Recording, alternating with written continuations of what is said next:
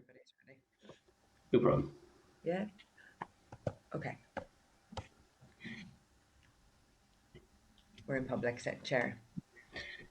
Thanks, Clark. Can I give everyone a warm welcome to this meeting of the Education Committee? We're now in public session. Can I ask broadcasting to keep members in the spotlight for the next few items? Agenda item 1 is apologies. Can I ask members if you're aware of any apologies? No? Okay. Agenda item 2 is chairperson's business. 2.1 is flexible school starting age. Can I advise members that members met informally with stakeholders on the department's proposals to permit flexibility in school starting age for the youngest children in the year group born between the 1st of April and the 1st of July. A record of the meeting is at page 3 of tabled papers. It was a very useful meeting, and I think it will help us in preparation for any requests that we might receive in January to support accelerated passage of those proposals with a view to getting them put into legislation before the end of the mandate. The Education Committee has obviously done a lot of work on flexible school starting age and look forward to supporting that process. Are members content to share the note of the meeting with the witnesses and the Department of Education to facilitate constructive engagement on the proposed bill? Agreed? Agreed. Thank you. 2.2 is the Period Products Free Provision Bill. Can I remind members that the Education Committee took evidence from key stakeholders on the bill at its meeting last Thursday?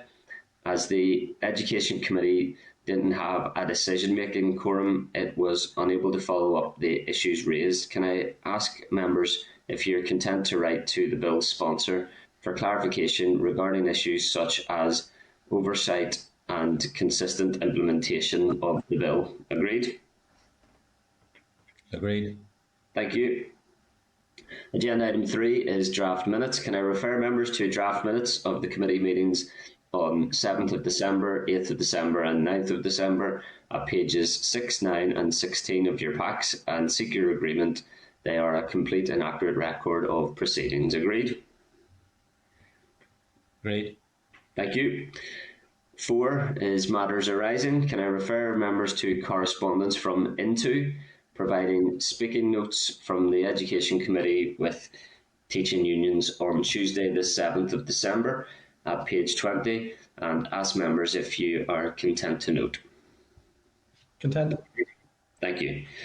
Okay, agenda item 5 is correspondence. Can I refer members to page 21, where we have 5 items of correspondence and a summary note is included at page 22. Clark, do you wish to speak to the correspondence, please? Thanks. Yes, Chair. Members, item 5.3 on page 38 is correspondence from Pivotal, who've got a new report, Should I Stay or Should I Go? Reasons for Leaving Northern Ireland for Study or Work. Members have heard from Pivotal recently on socioeconomic deprivation, and they may wish to refer to this report in their discussion with the review panel. But do you want to schedule a hearing with Pivotal again, or any further actions? We'd be happy to consider a briefing with Pivotal when forward work programme allows. Did we ever get any further response around the joint briefing from Economy and Education on the 14 to 19 strategy, Evan? No, I haven't got a date to reschedule that yet, Chair. Okay. The 2 minutes. I mean, it would be efficient if we could hear from Economy and Education on the 14 to 19 strategy as well as Pivotal in the same session, given the crossover in those themes. Maybe if you want to seek an update from Economy and Education, then we could think about scheduling those together. That'd be really interesting. Thank you. Item 5.4 on page 58 then is correspondence from the Royal Institute of Chartered Surveyors, seeking a meeting to brief the committee on the performance of buildings and issues related to ventilation and thermal performance in schools. Are members interested in scheduling that? Yeah, I think given the significance of of good ventilation to COVID mitigation, it would be really useful to hear from the Institute of Chartered Surveyors about uh, the standard of buildings and the ability to perform in ventilation. Members content to schedule that briefing? Chair, could I? Chair. Yeah, thanks. Thanks, Pat. Robin, yeah. Content to listen to that, Chair, but maybe just to take it a bit further, because we do know that the Minister of Finance is looking at building regulations as a whole, and maybe see what how far the Minister for Finance has taken his matter in terms of legislation, and to tie in. We're all, I think, hopeful that a new school will be developed for special needs in the Belfast area. And obviously we'd want to ensure that whatever regulations the Minister is able to put in place, that they be incorporated into any new build. Happy to look at that, Robin, yeah. Justin, do you want to come in as well there? Yeah. Sure, sorry, just can we backtrack slightly onto the pivotal piece? What do we agree on the pivotal information? Yeah, so we agreed that we would endeavour to take to follow up with that briefing that the Department of Economy and Department of Education were meant to give us in relation to the 14 to 19 strategy, and endeavour to schedule a briefing from Pivotal on their work in relation to retaining students in Northern Ireland at the same session. It's a very important session given the number of students who want to get out based on community relations. That's shocking. Yeah, absolutely. I think we'll try and schedule it as soon as possible. I think Pivotal are doing some really important work, and as you say, Justin, there's some stark findings there that should encourage all parties, all members of the executive, all elected reps to redouble their efforts around building a united community in Northern Ireland, and encouraging the investment and the entrepreneurship that we need to make our economy a place for people to want to stay. But like you say as well, also a united community that reflects their values as well. So we'll try and schedule that as soon as we can, Justin, okay? Thanks, Chair. Thanks, Clark. Okay, Chair. Sorry, bear with me. Item 5.7 on page 7 then of tabled papers, members, is a correspondence from the Northern Ireland Chamber of Commerce and Industry regarding its Brexit 1 year on report. Members, are you content to note that just for your own reading? Agreed. Thank you. Item 5.8 on page 47 of table papers is correspondence from a child written on their behalf by their dad suffering from long COVID, and it raises concerns about transmission in schools and includes questions about mask wearing, vaccination for under 12s and CO2 monitors and ventilators. Members, you may wish to raise these matters with the Minister at the meeting on Friday, but are there other actions you would like to take? Clark, some really important points raised by the child and the issues that they're concerned about. I'd be keen for us to send that to the Education Minister in advance of Friday, in case she might get a look at it, to be able to be prepared to answer those questions that we would undoubtedly have been asking anyway. But yeah, it's an important opportunity to emphasise that the Education Minister has made herself available on Friday. What time, Clark? From 9 to 11:30, I think it is. Okay, so members, we've obviously been seeking an opportunity to meet with the Education Minister, and she is available to do so on Friday. I presume we will have a quorum available to meet with her. We'll confirm that in forward work programme, but given the wide range of issues facing education at this moment in time, I trust we'll be able to take that meeting and present a wide range of questions to the Minister. But yeah, I think if we can agree to send that correspondence to the Education Minister in advance, and as Clark has said, note those questions for the Education Minister on Friday. Agreed? Agreed. Thank you. Thanks, Clark. So it's 9:15 to 10:45, sorry, on Friday that the Minister's with us. Thank you, members. Item 5.9 then, on page 50 of tabled papers, is correspondence about the logistics of the committee's engagement with the Independent Review of Education. And again, members can raise that in the briefing with the review panel just now. So other than that, members, if you're content to dispose of the correspondence according to the summary note at page 22. Agreed? Agreed. Thank you. Thank you, members. Okay, agenda item 6 is our forward work programme. Can I refer members to the draft forward work programme on page 361? Chair, Yes, is that right? Robbie, go ahead.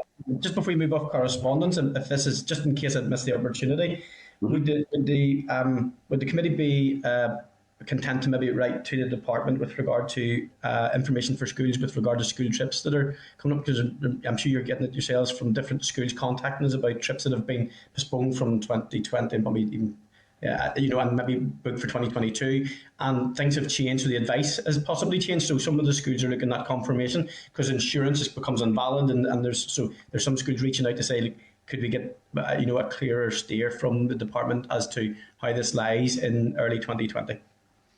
Content for us to write to the department and request up-to-date guidance regarding school trips. Agreed? Agreed, members? Yep, thank you. Okay. Thanks.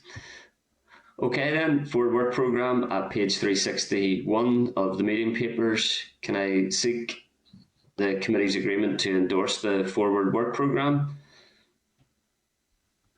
Agreed. Okay, Clark, anything in particular in the forward work programme you need to draw our attention to? So we've got, I think SIA will be another of the early stakeholders we'll need to hear from for the period poverty period products free provision bill. If members are content that we schedule that early in January.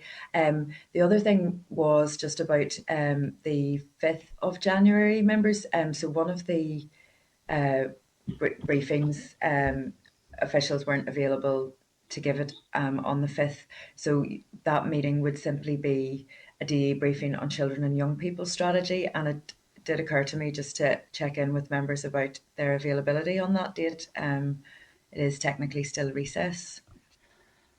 Yeah, if members could check their availability and reply to the clerk individually as soon as possible, just to help with scheduling. The assembly is in recess until the 17th of January, I believe it is. We are scheduled to return on the 12th of January, and there is a Wednesday, the 5th of January slot available there. Should members be available, but if you could please respond to the clerk promptly today to advise of availability in relation to that date, in order for us to schedule meetings or to prepare for the 12th of January brief meeting instead. That okay, Clark? Thank you, Chair. Yeah. Okay. Okay, members. Then agenda item 7 is our oral briefing from the Independent Review of Education panel. We're slightly ahead of schedule, Clark. Are the panelists with us? We certainly do have one. Let me just check. We're just waiting for one more person, so we could maybe make a start, Chair. Okay. Okay, can I ask Assembly Broadcasting to remove members from the spotlight and to add witnesses?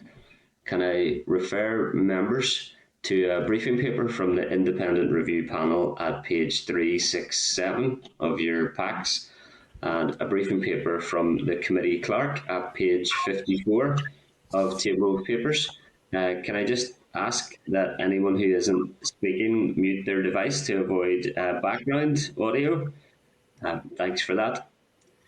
The terms of reference for the review are at page 58 of tabled papers.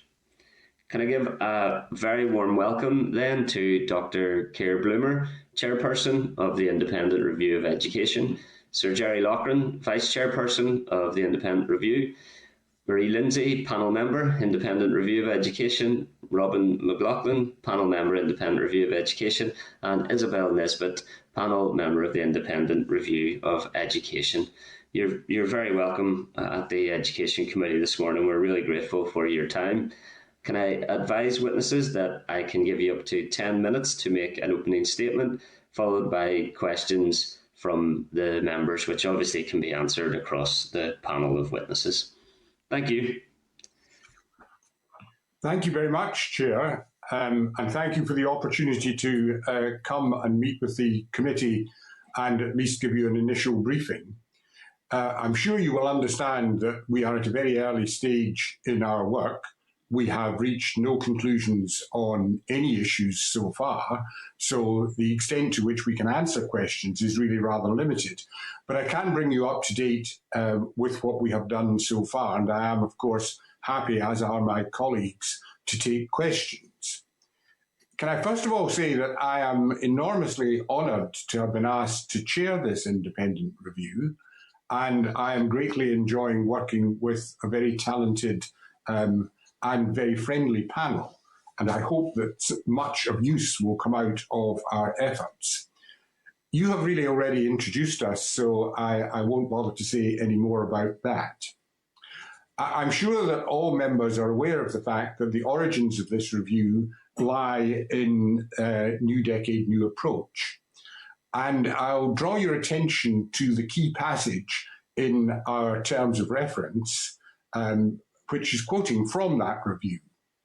The Executive will establish an external independent review of education provision with a focus on securing greater efficiency in delivery costs, raising standards, access to the curriculum for all pupils, and the prospects of moving towards a single education system. So you will note that there are 4 points emphasised in that particular extract from New Decade, New Approach. Obviously, we face an enormous task. Education in Northern Ireland is a contested matter, and in any case, our review covers virtually every conceivable educational issue. The terms of reference are very wide-ranging. They cover a huge range of complex and difficult, and in many cases, highly controversial issues. Some of these issues would be the same regardless of what country we were operating in. And some of the issues are, however, very specific to Northern Ireland. And that includes perhaps some of the most controversial ones. I can assure you that the panel will not shy away from dealing with controversial issues, but we do hope to do that in a way that is thoroughly grounded in evidence and sensitive to the circumstances in which we are operating. Our work started at the very beginning of October, so we have been going now for a little over 2 months. Very large part of that time has been taken up with trying to acquaint ourselves with the details of the system that we are considering. In other words, we have received a great many very helpful briefings, and we have done an enormous amount of reading. I've always prided myself in my working life in having a clear desktop. For the first time, this is no longer the case. It is completely submerged in papers about Northern Ireland. We have met many of the stakeholders already. We have had discussions with, for example, managing authorities, sectoral bodies, trade unions, and, as most of the members here will be aware, political parties. We have also, of course, received very detailed, very helpful professional briefings from the 2 departments involved with our work, Department of Education, Department for the Economy, and we had a helpful session with Dr. Purdy and the expert panel on underachievement. From all of this, we've learned a lot from first-hand experience of the system. We've tried to find out from people what has worked and what has not worked, and we have tried to engage them in talking about solutions as well as problems. Over the coming period, we are particularly anxious to engage with people professionally engaged in education, with parents and carers, with children and young people. And to that end, we have put in place a number of actions. You are probably aware that we launched an online survey last Friday. It will be open for responses until early February, and I believe that despite the intervention of the Christmas period, that gives a good long time for anybody who wishes to give us their views to get them into the system. Up until this morning, we have received 127 replies so far. I think that is a very good start for just a few days. We are also commissioning the Education Authority Youth Service to carry out a specific programme of engagement with children and young people. They will firstly be engaging with groups of young people in order to advise us on what young people see as being the key issues in front of us. And then we will be setting up a young person-led group in order to advise us on progressing with the review. We will be engaging with parents' organisations, and within that, and also in connection with the young people, we will be taking specific steps to ensure that we engage with what we might describe as hard-to-reach groups. Clearly, we have only a limited amount of time. We are expected to produce a final report 18 months from our starting date, but we will try and allow as much time as possible for all these methods of engaging. There is a very extensive list of issues upon which we should offer views contained within the terms of reference.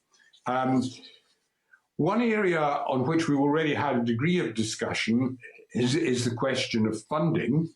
MLAs will be aware of the findings from the Institute of Fiscal Studies that appeared in the press and in a written report last month, referring to the fact that funding per pupil in Northern Ireland is lower than that in any of the other UK jurisdictions.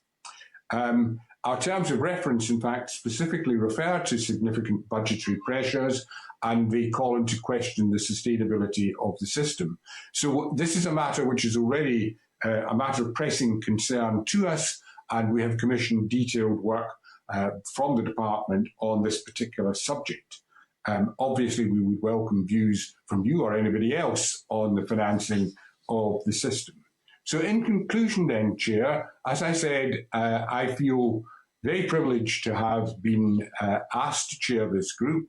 I'm confident that I speak for my four colleagues in saying that we are all delighted to have been charged with doing this work.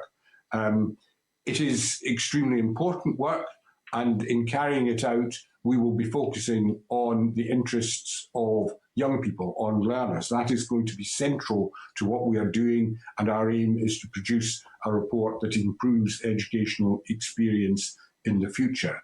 We know that reaching consensus on the range of issues in front of us will be very difficult, but we will do our best to do that, and we are looking forward to meeting the very substantial challenge which has been put in front of us. Thank you. Thank you, Dr. Bloomer. I have the unenviable task of keeping our questions on a topic of an independent review of education within some degree of timescale here. So if you can help me with the brevity of your answers as well, I'd be very grateful. But thank you so much for being with us today. You don't want to see my desktop then, Dr. Bloomer, if you appreciate clear ones.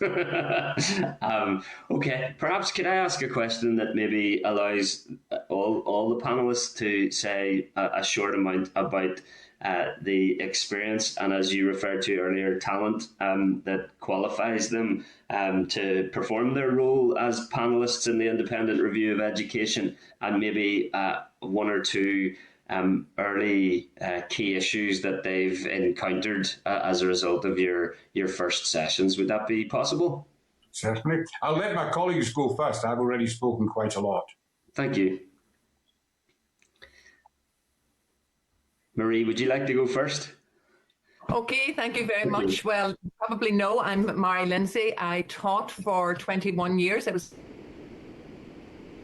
in a post-primary school in the Northwest for 21 years, and I was principal of that same school then for 14 years, and I retired just over a year ago from that post. Time, as well as the job in the school, I obviously had quite a lot of engagement beyond the school. I was involved in the shared education programme.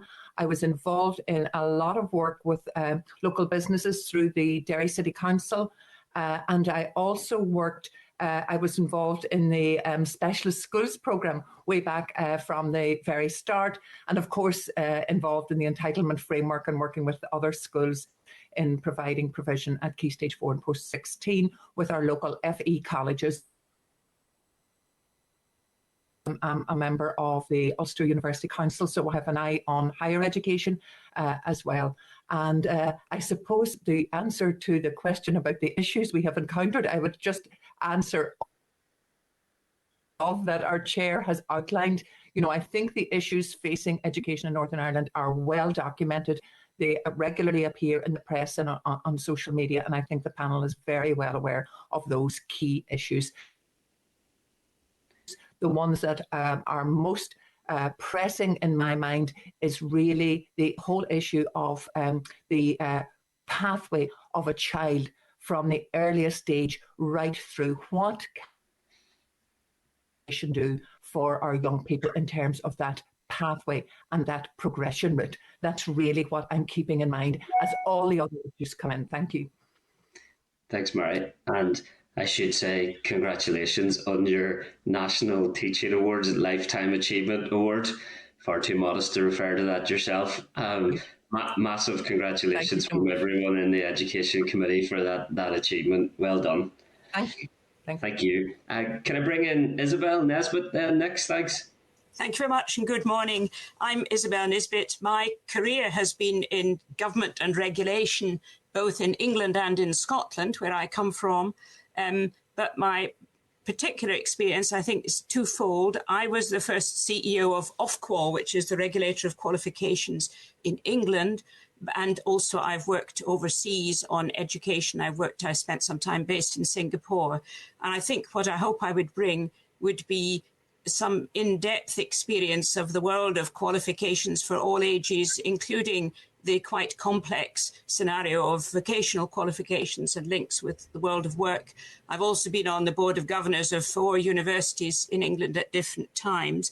And I am currently doing academic work on assessment and its role in education. And I'm an affiliated lecturer at the University of Cambridge. But the other interest I bring is I have an involvement in ethical issues with government.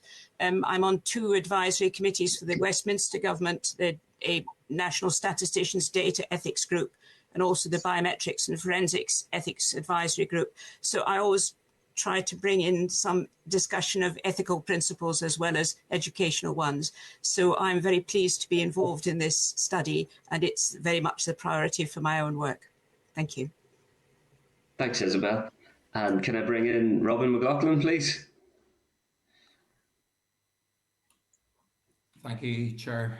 Great to see everyone today, and thanks again for the invite to the panel. So I know most of you, and I know the briefing notes were provided, but Robin McLaughlin, Principal of Banbridge Academy and former Principal of Grosvenor Grammar School. I bring a wide range of experience similar to Marie, obviously working within our early learning communities with FE and the colleges, but also wider across Northern Ireland as a former president of ASCL, the Association of School College Leaders, and a former director of the Controlled School Support Council, representing there a range of schools from different phases and different sectors within ASCL as well. I also sit on the practitioners group for the Department of Education, mostly set up at the time of restart of schools after the first lockdown, and then continuing on to be a reference group for a wide range of issues.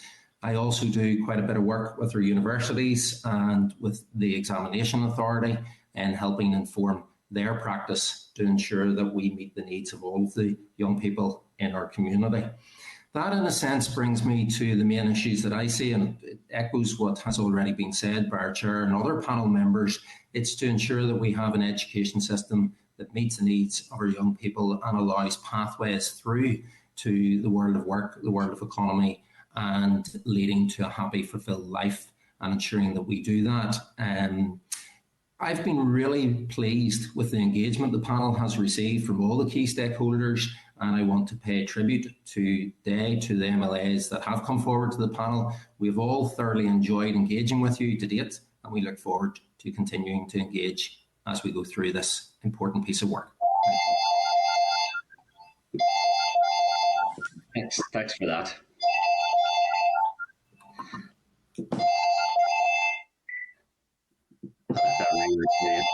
You might want to mute your device until that's finished.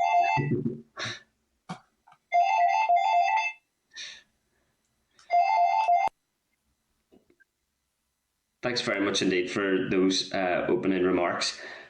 Perhaps in follow-up to that, obviously our education system in Northern Ireland is complex.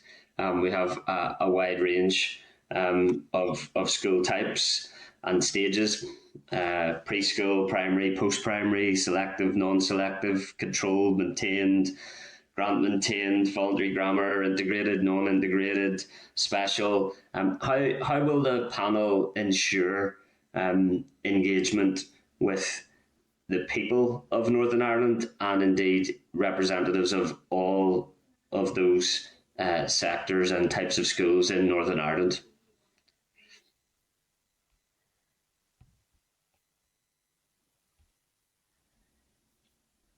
Is Dr. Bloomer, can I just check that your device is unmuted?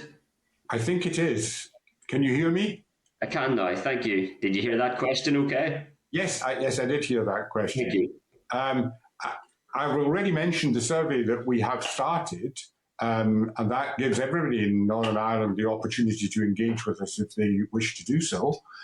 We will certainly undertake a programme of visits to institutions. Of course, it will be no more than a very small sample.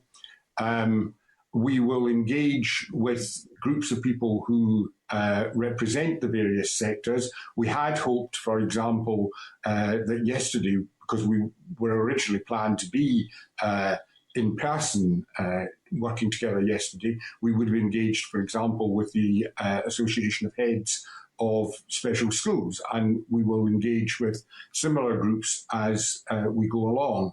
I think the point that you made in putting your question about the complexity of the system is extremely important, and it makes it essential for us that we do take opinion from all of these varied groups.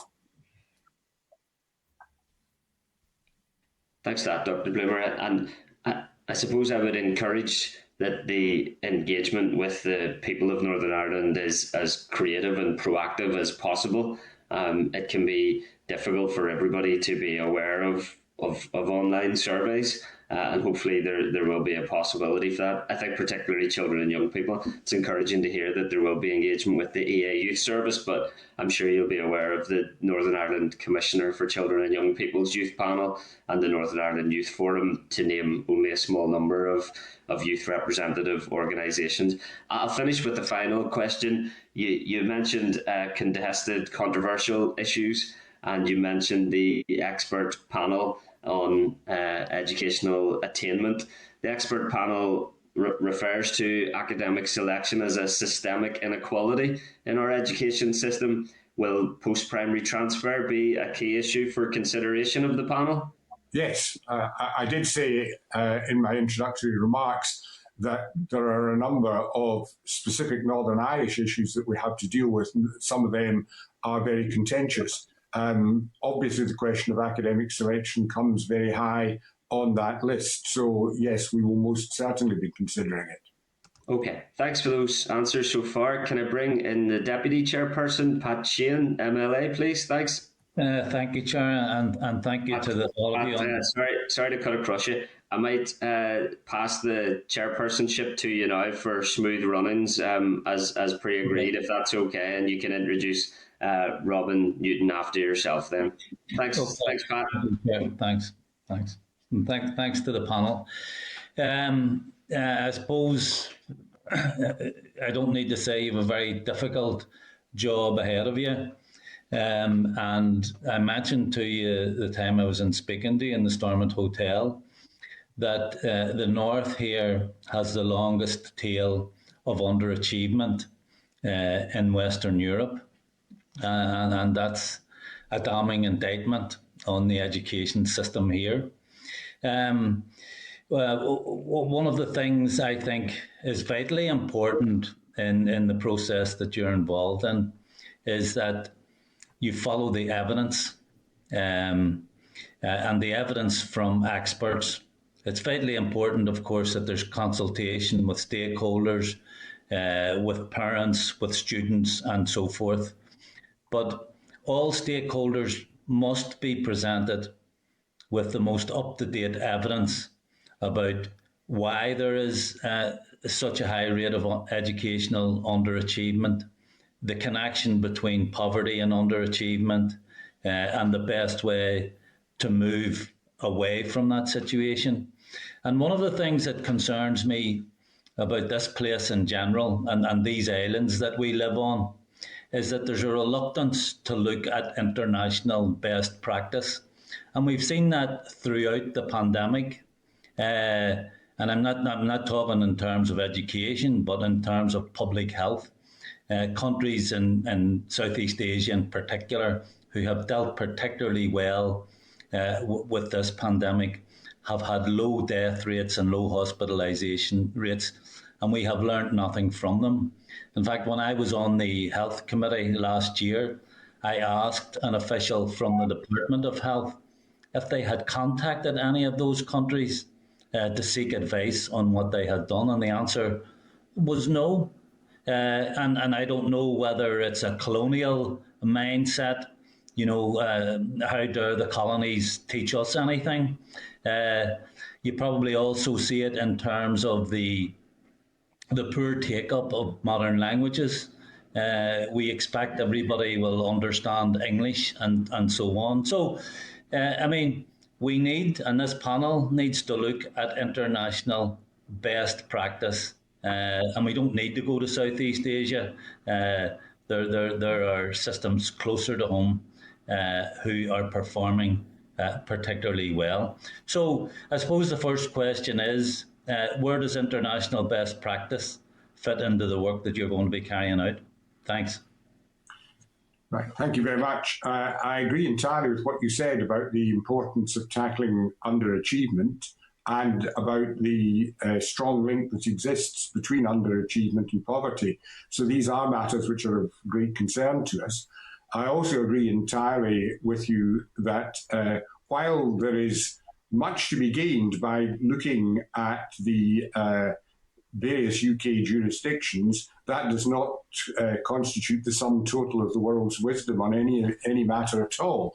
And it is therefore important to look, for example, at the very extensive work on a whole range of educational topics that have been done by organisations such as OECD. And we are very interested in getting cooperation from universities, probably particularly the two in Northern Ireland, but elsewhere as well, in terms of locating the research evidence that exists. Because again, that is another matter on which I agree with you, that it is very important that the conclusions that we put forward are backed by the best evidence that we can locate. I'm very conscious of the fact that I can only see you, Mr. Sheehan, and me, and some of my colleagues are probably wanting to get in on these, and I'm certainly not wanting to monopolise it. So I'll stop there, and if any of my colleagues want to add to what I've said, I hope they will do so. Isabel, I see your hand raised. Would you like to come in? That's very kind. Just to say, Mr. Sheehan, that I myself have spent 3 years working in Southeast Asia, based in Singapore, but I did a lot of work in Vietnam and Indonesia and as well. And I've often been called to advise about application of other models to different countries. And so I think you can be assured that the panel will be aware of the relevant information and the comparative information, but also the importance of understanding that you can't take a model from one country and plonk it into another one. I know you're not suggesting that we can, because there's a lot of evidence that the importance is understanding the local context. And really, my feeling is that the issues that I've worked with in Southeast Asia raise questions, very good, important questions, but they have to be answered in the local context. So I think it's a combination of understanding where the evidence is, including the comparative work, but fully understanding the local context, which is different from the context in Singapore and in Malaysia. Thank you. Okay. Any of the rest of you like to come in? Okay, no. Well, I suppose I'll move on to another question in regard to the major challenges that you expect to face and the barriers to reform. And Dr. Bloomer, you've already mentioned the fact that there is less funding per pupil here than in any of the other jurisdictions on these islands. So apart from the funding issue, what do you see as the major barriers to reform of the education system here? Thanks. One barrier is the sheer complexity of the system. I mean, as somebody who is essentially a newcomer to this context, I was astonished when looking at the original briefings that were produced for us by Department for Education about the sheer number of types of different kinds of schools and the complex arrangements for managing and funding them. Now, we've not by any means got any conclusions to offer to you on this matter, but I think that it is an issue that we need to look at seriously. I'm also very anxious, and this ties in a bit with what Isabel Nisbet said to you a minute or two ago, that we take a broad and an internationalist view of this. I mean, most of the important issues that are facing education at the present moment are not specific to Northern Ireland. We could be looking at education in any UK jurisdiction or any country in, say, Western Europe, and we would face the same kind of issues. So I'm extremely anxious that we should give very serious attention to matters like, for example, curriculum assessment, qualifications, the way in which young people progress through the system, and a whole range of issues of that kind, including, of course, the link to the economy. Okay, thanks for that. I see Marie, Lindsay, would you like to come in? Marie? Yeah, thank you. Just to add to what the Chair has said, you know, I think, again, the barriers are well recited. Having been in education for over 35 years, much changed, and at the end of it all, much remained the same. What really we have to think about in terms of these barriers, the biggest barrier I see is keeping the child and the needs of the child at the centre, because I think often that is lost in institutional focus, in system focus, in administration focus. And for me, the biggest barrier for everyone to keep the child and the needs of the child at the very, very centre. And if we can do that and figure out then what the levers for change that are needed to bring about that, the barriers hopefully will be instruction in terms of meeting those needs. But I think if we can keep the child at the centre, to me, that we have overcome the biggest barrier that we face. Okay, thanks for that, Mary. And Robin? Thanks, Vice Chair. Just adding to Mary, I agree. We need to keep the child at the centre, and that links back to the curriculum, links back to the pathways, links back to the careers advice, links back to the funding, and looking, as you had said earlier on, quite correctly, to models in these islands and further afield to ensure that we have the best practice and evidence for our proposed recommendations.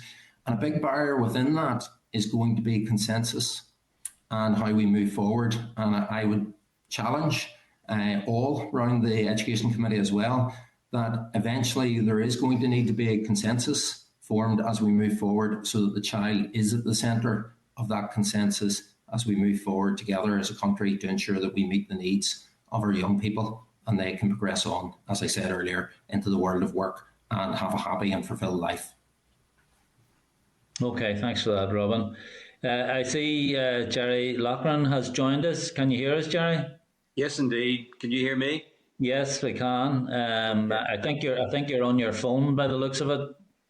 Well, I'm not actually, but I'm on an iPad, and I'm technologically inefficient, Vice Chair. So forgive me for being slightly late in joining you. Join the club. So, Jerry, everyone else in the panel got an opportunity to say a few opening remarks. If you would like to say something, feel free and go ahead now. Yes, well, thank you for that. I mean, obviously, we're at a very early stage in our work, and as you know, we are still in the evidence gathering mode.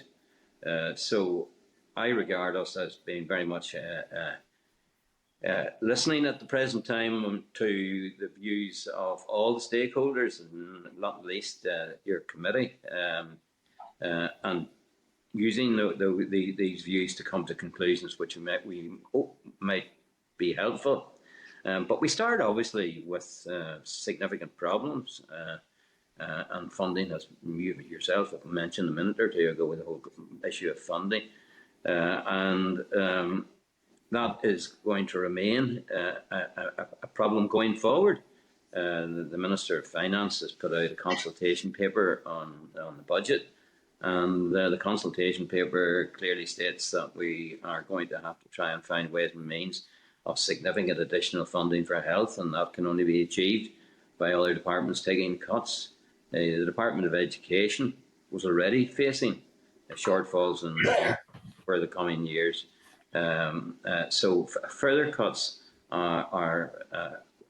would seem to me to be extraordinarily difficult to contemplate. And as well as that, there may be things that we want to do or want to recommend to you, which may cost more money. I mean, we're not actually in the Premier League when it comes to early years provision. But I mean, everything costs money. So if you want to do better, then you would have to spend more. That's all I want to say at this stage, Vice Chair. Thank you for the opportunity. Okay, thanks for that, Jerry. And I'll move on now. Thanks. I suppose I'll make one last remark before I move on to Robin.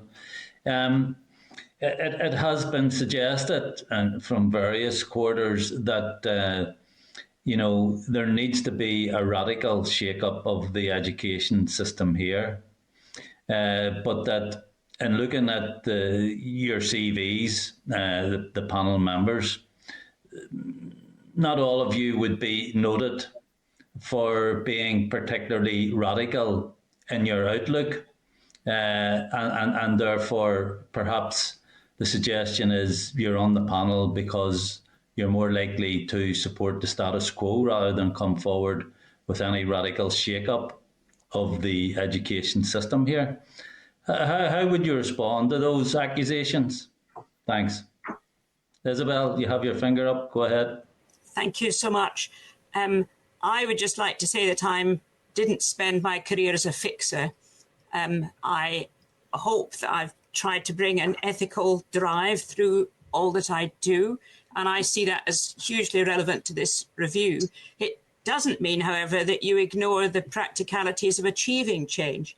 And I've always stood out against people who have simply ignored the reality of the situation they're in and just shouted. So I hope I'm a practically aware, ethically driven sort of person that coming to this review. So that's my personal approach to this. And you'll see that in the survey that we've published, we've started by making some suggestions about what good education would look like and what a good educational system would look like. And informed by the response to that, we will be using these as tests for some of the possibilities that come out, not just trying to fiddle things at the margins to try and make marginal improvement. So that's where I personally am coming from. Thank you. Robin? Thank you, Vice Chair. I would agree with my panel members, and I would agree with the comments that have already been made. We're looking at the evidence, and we're here to try and ensure that we do the best job that we can in bringing forward recommendations on the basis of that evidence.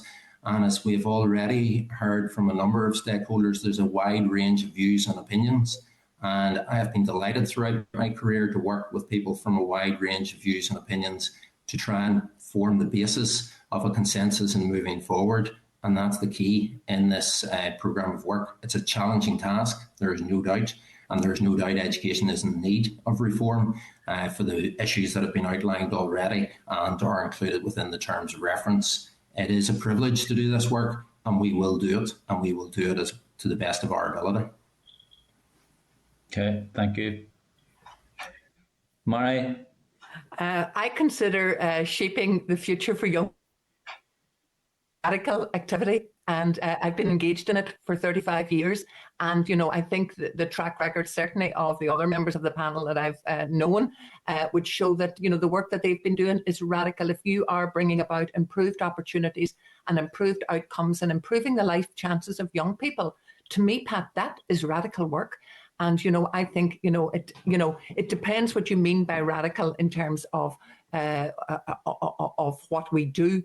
But for me, changing life chances, changing expectations and rising a community, that is radical work. And as Robin says, a great privilege to be part of it, and a great privilege for me now to have this opportunity to work with these people and gather the evidence. Okay, thanks. Take thanks education in Northern Ireland in the future. Thank you, Mari. And I mean, no one could disagree that improving the life chances of every child here is radical, and I suppose that does need to be at the heart of the work this panel is doing. If we're finished on that round, I'll ask Robin Newton to come in then. Thank you, panel. Thanks. Rob. Thank you, Deputy Chair, and can I welcome Dr. Bloomer and all of the panel today. I suppose one of the most important pieces of work that will be done, I think, into the next years and has the potential to shape the future for our young people for generations to come. Vitally important piece of work, life-changing, and not only life-changing for the individual in the educational process, but indeed societal changing as well. I think that is the wider impact of education. Maybe, Dr. Bloomer, if I raise a number of issues and then you can decide which panel member wants to make a comment or not make a comment on the issues.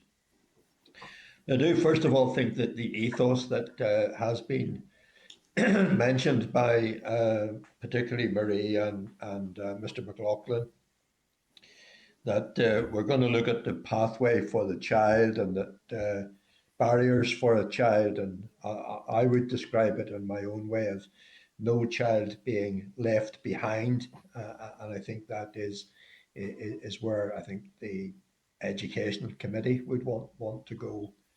Can I ask maybe just in terms of the First Start programme project, and we do know that reference was made by some of the panel members about the hard to reach group. And Mr. McLaughlin would know this in terms of my own constituency where he taught for a number of years. There are very high achieving schools in the constituency, and there are schools with very low achievement. And those lead on to societal problems, criminality, poverty, and then ill health. I think it was Jerry Loughran who made the comment about funding levels and the cost of. I have argued on many occasions in the chamber that we talk about the cost of or the budget for. We never talk about investing in our educational system, or we rarely talk about investing. And reference was made by Mr. McLaughlin to the fact that we're now going to spend an additional 10%, I think it is, of our budget in health. And one can understand that. But all the studies on educational, successful educational, indicate that where you have a successful and where you have high achievers, then those can be lead on to the other improvements in the health, improvements in society, and that education cannot be seen as a standalone activity and budgeted, not invested, but budgeted in that way. And it deserves to be treated in the same way as investing in our health system at this moment.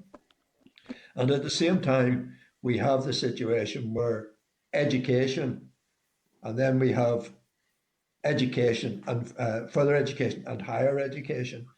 And you nearly get the impression that there is not the joined upness that there ought to be between the systems, that they are indeed in their own, they stand alone in their own right. If we were inventing an education system, we certainly wouldn't invent what we have at this moment in time. And certainly, I think Mr. McLaughlin used the word consensus, and we certainly will need to reach a consensus in a very complex educational system. And then perhaps if I can just throw in the current piece of work that is being done, the current bill on integrated education, and what if that bill was passed, would the panel want to comment on whether or not there are aspects of that might impact on their work at this moment in time? Thank you, Chair. Shall I kick off, and then I'm sure that my colleagues will want to add something.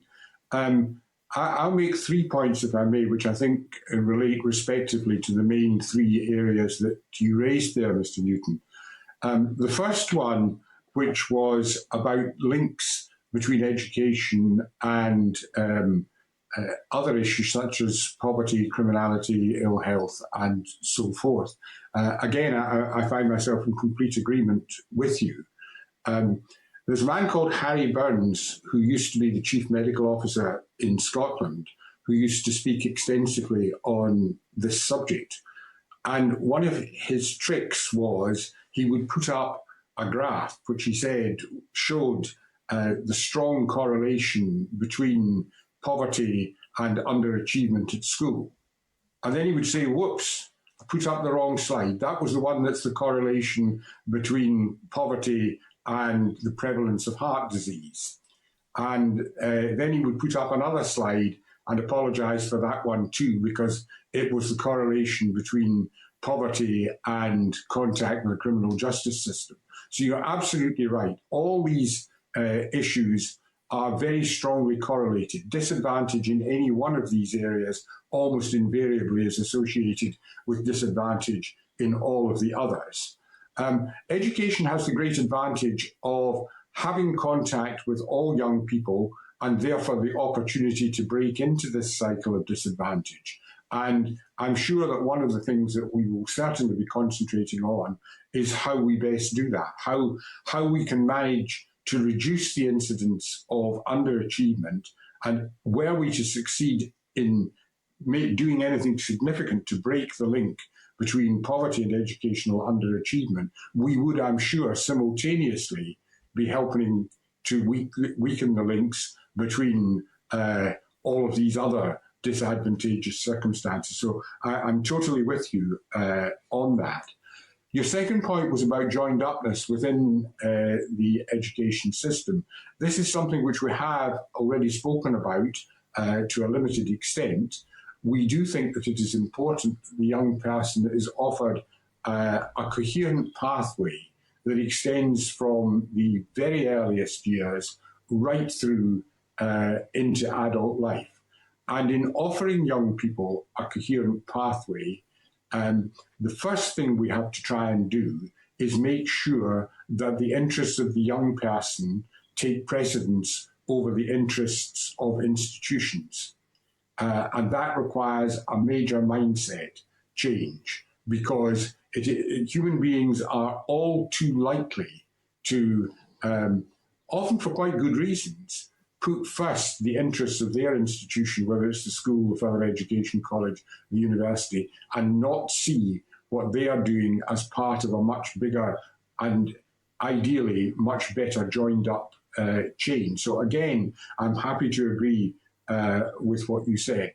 Finally, just briefly on the Integrated Education Bill.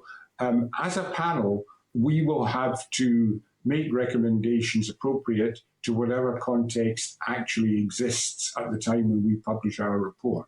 It's obviously up to the Northern Ireland Assembly what it decides to do with this bill, and whatever the outcome may be, we will try and make sure that our recommendations are still appropriate to the circumstances that prevail.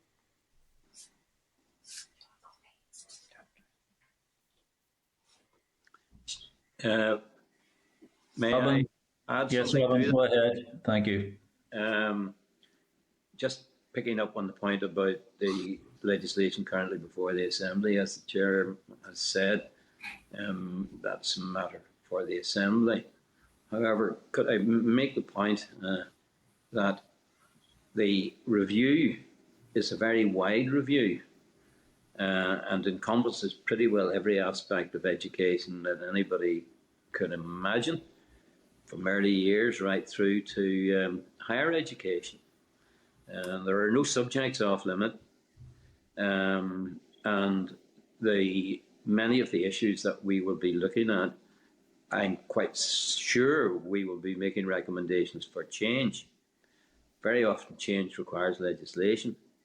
So I just make that point to you, Robin, that the outcome of this review may well have legislative implications for the Assembly, assuming that the Assembly regards the outputs as something that they wish to pursue. Robin McLaughlin, you wanted to come in? Thanks. Thanks, Vice Chair. Just coming back to the comments by your committee member, Mr. Newton, thank you as always. Basically, the first ART report from the expert panel was very clear about the need to invest in education and the need to invest early to ensure that young people are on a correct pathway and will continue on that pathway. So I agree wholeheartedly the need to invest to ensure that we don't have the same strong link and weaken those links to other problems and other issues later in life. Alongside that, there is a huge amount of work for the panel to look at in relation to FE and vocational and technical qualifications, having equal esteem and parity to academic routes, and ensuring that we have those, using the Chair's language, the coherent offer to all of our young people that ensures they can progress again through education with the skills underpinned with qualifications and assessment that are fit for purpose. And back to the Vice Chair of the Committee's comments about international practice and looking at what does that look like in terms of a curriculum that's fit for purpose that allows all of our young people to achieve and to move forward with their lives. Thank you. Thanks for that. Robin, would you like to come back in with a quick follow-up? Robin Newton.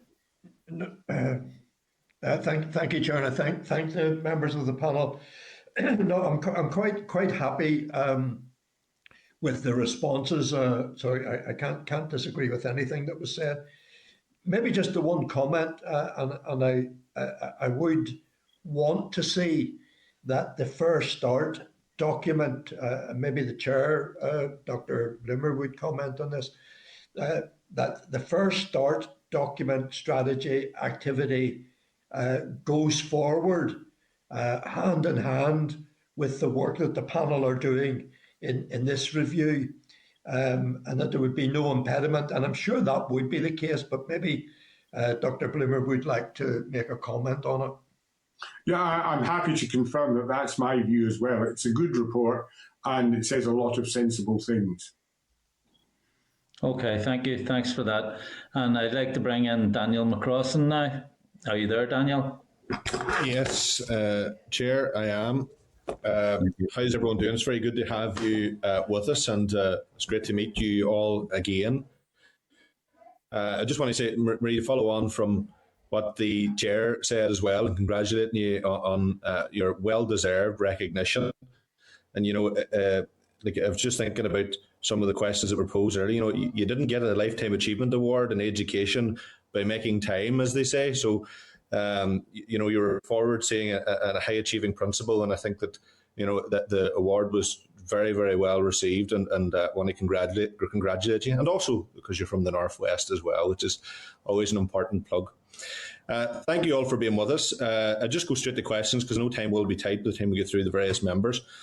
You've been tasked with reviewing, amongst other things, the raising of standards, greater efficiency, access to the curriculum for all, and the prospects of moving towards a single education system. So at the same time, we have a private members bill proceeding through the Assembly on integrated education. So has this bill, in your opinion, has this bill in its current form, with all of the warnings and concerns that have been shared about the far-reaching consequences of it, has this bill the potential to cut across your remit or influence your recommendations in any way at all? Shall I answer that? Yes, sir. Yeah. I can't do much more at this stage than repeat what I said a moment or two ago. The matter is before the Assembly. The Assembly is the sovereign body in relation to education in Northern Ireland. It is a matter for you and your colleagues to decide. If you decide to approve this bill, then it will be part of the context within which we are then operating, and we will have to adapt accordingly. I mean, that is simply the law, in effect. You know, we will deal with whatever is the outcome of the Assembly's discussion of the matter. Okay, fair enough. Daniel, could I repeat what I said to Robin a few minutes ago? Yes. I mean, our remit is very wide, very deep. We will be making recommendations. Some of these recommendations are almost certain to require some legislative change. That would be a matter for the Assembly, of course, as to whether or not any such legislation is made. But I just say that as a comment. It's not for us, as the Chair has said, to comment on the legislation currently before the Assembly. But it would be very surprising if our final report didn't include recommendations for change, which may require legislation. Okay, thank you very much for that. I'll go to another few points that I have written. The notion of a single education system is struck in the minds of some the idea that this can relate to every child attending the nearest school. I've raised this with the panel before. Indeed, some public figures have already stated that there can ultimately be no parental preference or choice in a single education system. So do you believe that this is the only interpretation that can be placed on the notion of a single education system? And do you believe that the pursuit of quality, equity and sustainability can only come about in a neighbourhood school concept? Are any of my colleagues wishing to comment? I'll do so if you want me to. Okay, well, you know, as a newcomer to this context, one of the first things that struck me, as I mentioned earlier on, was the sheer complexity of the system. And had you asked me at the beginning of October, do you think Northern Ireland has a single education system? I would have said to you, definitely not. However, as we have progressed and as I have become more thoroughly briefed, I have, I think, now got a more nuanced position on that. There are a good many things, and they are important things, that suggest that Northern Ireland has elements of a single education system. For example, it has one curriculum. It has one mechanism for assessing performance. It has a single inspectorate, and so on. And you'll notice that the things that I've just mentioned are things that are quite closely connected to the actual process of learning. So I think that it would be fair to suggest that there is more unity, if you like, in the system than appears at first glance, particularly in relation to the learning process. But there is a great deal of diversity and variety in relation to administrative and governance matters. So we will take those two sets of findings, as it were, and think about what that says to us about the prospects of moving towards a single education system. I very much doubt whether a single education system can be construed in a manner that would be acceptable to the community as a whole as removing all element of parental choice. So that is, I think, a fact that we will have to take account of. I've noticed that Northern Ireland is not short of good reports on education. It's a bit short on the implementation of them. So we are not keen to provide you with another report not to implement. And we therefore have to bear in mind strongly the acceptability and the practicability of what we ultimately recommend. It's very helpful, Dr. Bloomer. Could I just add? Isabel, sorry. Jerry, Isabel had her hand up first, so I'll let her and then I'll come to you, Jerry. And I think, Robin, did you want in also? Okay, I'll get round to you all. Thanks. Thank you, Vice Chair. I just wanted to come back on the issue of parental choice, which was raised. It is that in our survey, we've set out, for a starter for 10, if you like, some principles of what we thought that a good education system would look like. And that does include, I'm quoting here, take all reasonable action to enable children to be educated in line with parents and the young person's choice. And that balance between overall organisation and individual choice is one that most countries have, but has a particular form here. And so that principle is there. It's there in our thinking throughout, along with other principles as well. So there's no suggestion that we are belittling or ignoring the importance of choice. And we also talk about commanding the trust and confidence of the population of Northern Ireland. So there's an issue of bringing people with us as well. And I would add, from experience in other countries, that neighbourhood schools do not necessarily take away social division and all the rest of it, because you get people moving to areas that have particular schools. It's just one piece in the jigsaw, and it's a much more complex, deeper picture than that. Thank you. Thank you, Isabel. Very good.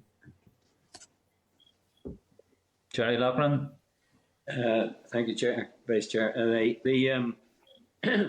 Just to say to you, Daniel, that although we haven't completed our evidence gathering, we are quite far down the road, and we've talked to sectoral bodies, trade unions, churches, very wide range of stakeholders already. And I think I can tell you that there's no consensus around what is meant by a single education system. Different interests have different interpretations of what is meant by that. And I just say that to you for information at this stage. I mean, obviously, we've got much more work to do before we come to conclusions. But I just say that to you as where we stand right now. There's a very wide range of views as to what that means.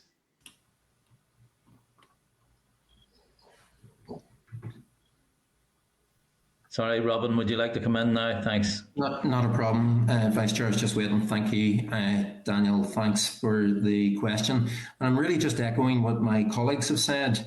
There is this wide range of view of what a single education system looks like or could look like. And as the chair of our review panel, Dr. Bloomer, has outlined, there are many elements that are already common across. And as Isabel has outlined quite correctly, neighbourhood schools don't always produce that element of fairness because people move into areas, move out of areas. And we already have parental choice as part of our legislative process. So yet again, it's back to coming up with a plan that we move forward, that young people are at the centre and that they have the choice for the best education that suits their needs to allow them to progress in life. So single education means many different things to many people. But what would be fair to say is I have yet to meet anyone who does not agree about educating children together, no matter what background or what sector they're from. Everybody agrees to that principle, but just very different views about what that means. Yeah. Very. Thank you. That's very helpful. Chair, I could just move on to another question I would like to touch on. Go ahead. Due to the advent of COVID-19, we've been forced to look more closely at how our ICT infrastructure in schools, particularly delivered by C2K, serves our children. So is it within your remit as a body to examine the cost effectiveness and educational capacity of the C2K system at all levels? And will you also be looking at how remote learning can be used more effectively given the situation that we faced in the last 2 years? Do you want me to start again? I'm sorry to hog the first answer to the questions. If others wish to leap in ahead of me, I have no problem. Go ahead yourself, Keir, and then I can see all the panel members on my screen. So if anyone wants to come in, they can raise their hand or do something, shout or whatever. Well, that's fine. So long as you can do that, that's great, because I can't at the moment see that. All right. To the best of my recollection, there is no specific mention of C2K in our terms of reference. And I'm not sure that there is very much emphasis placed on new technology. However, we are expected to look at virtually every aspect of the education provision, and I think that we most certainly do require to consider the points that have just been raised. The COVID experience has been, in one sense, a very creative one as far as the education system in every country is concerned. Things have been done that would have been regarded as completely impossible, probably until March of last year. A service, not the whole service, in some respects with significant failings, was actually delivered remotely to young people right across the country. And of course, the effect of that is that teachers operated in ways with which they were not familiar. They did this very creatively, very conscientiously, and in many cases very successfully. We learned a lot about different ways in which young people can learn. Some young people actually very much enjoyed the experience of remote learning, although an awful lot more found it extremely taxing. And it had the effect, for example, of requiring closer collaboration between the home and the school than is habitually the case. So it would be a serious error simply to look for everything to return to the way it was before at the end of the pandemic. It has been a huge potential learning experience, and it's important that we do learn from it. And you touched on aspects of that, such as the cost effectiveness of how some kinds of learning are delivered. I'm not going to go into great detail on this. There's obviously huge scope for finding out what happened, and I'm not sure that we're entirely clear about that yet, what the actual experience of young people was. We need to know more about that. And what features of what took place are worth perpetuating in the future because they offer substantial advantages or substantial economies or whatever. So, yes, it's very important that we learn from this experience. That's very helpful, Dr. Bill. Murray, would you like to come in? And then Robin after you. Thanks. Murray, you're on mute, I think. Sorry, thank you, Vice Chair. Yes, I agree with what our Chair has said. While C2K isn't explicitly mentioned, clearly learning is at the heart, the whole business engaging in, and the experience of COVID and what has happened to our pupils and our staff is of great interest to us. I have a particular interest in professional development of staff and indeed of the whole school community. And I find it fascinating, which not just the teaching profession, but even think of us and the way this meeting is taking place. We couldn't really have envisaged this 5 or 6 years ago. So I think society has gone through a seismic shift in terms of our digital learning. Certainly schools have been at the chalk face, if you pardon the pun on that. But it does bring us back to the point that your colleague, Mr. Newton, raised this morning about the poverty and the impact of poverty. Saw some very clear examples of that in terms of the digital divide, children trying to follow a curriculum on their phones, trying to do assessments on their phones and so on. So I think we are looking certainly at what has worked well. We're looking at how to bring about the professional learning online. That was fascinating, as I say, in an area I would be interested in. But also we're acutely aware of areas where it didn't work so well and of the challenges that posed. And I suppose when we're looking at learning as part of our remit, and that's certainly part of our remit, and the experiences of COVID are certainly going to be very much an area we will focus on and listen to the evidence, because remember, we will be engaging with the young people, we will be engaging with the teachers and the school principals, and we'll be listening intently to what they tell us about what that experience has been. Thanks. And Robin, I'll let you round this up and then we'll move on to Robbie Butler. Daniel, thanks. No problem. I'll be very brief, Vice Chair. Just echoing what colleagues have said, Zoom is what we used to do on camera. Nobody saw Zoom being invented and being used to teach and learn. We have a huge opportunity here in the change in pedagogical practice and the new technologies that have been invented. And even from the first lockdown to the second lockdown, the technologies that were invented that enabled effective remote learning to be widespread across our educational establishments was brilliant. Now, I link back to what Marie said, and it's so crucial. We must ensure as we move forward, they're not more disadvantaged, because those children and young people who didn't have access to appropriate technological devices can't be left behind. And that is something we as a country need to ensure doesn't happen. Totally agree, Chair. Just a finishing point, it's not really a question.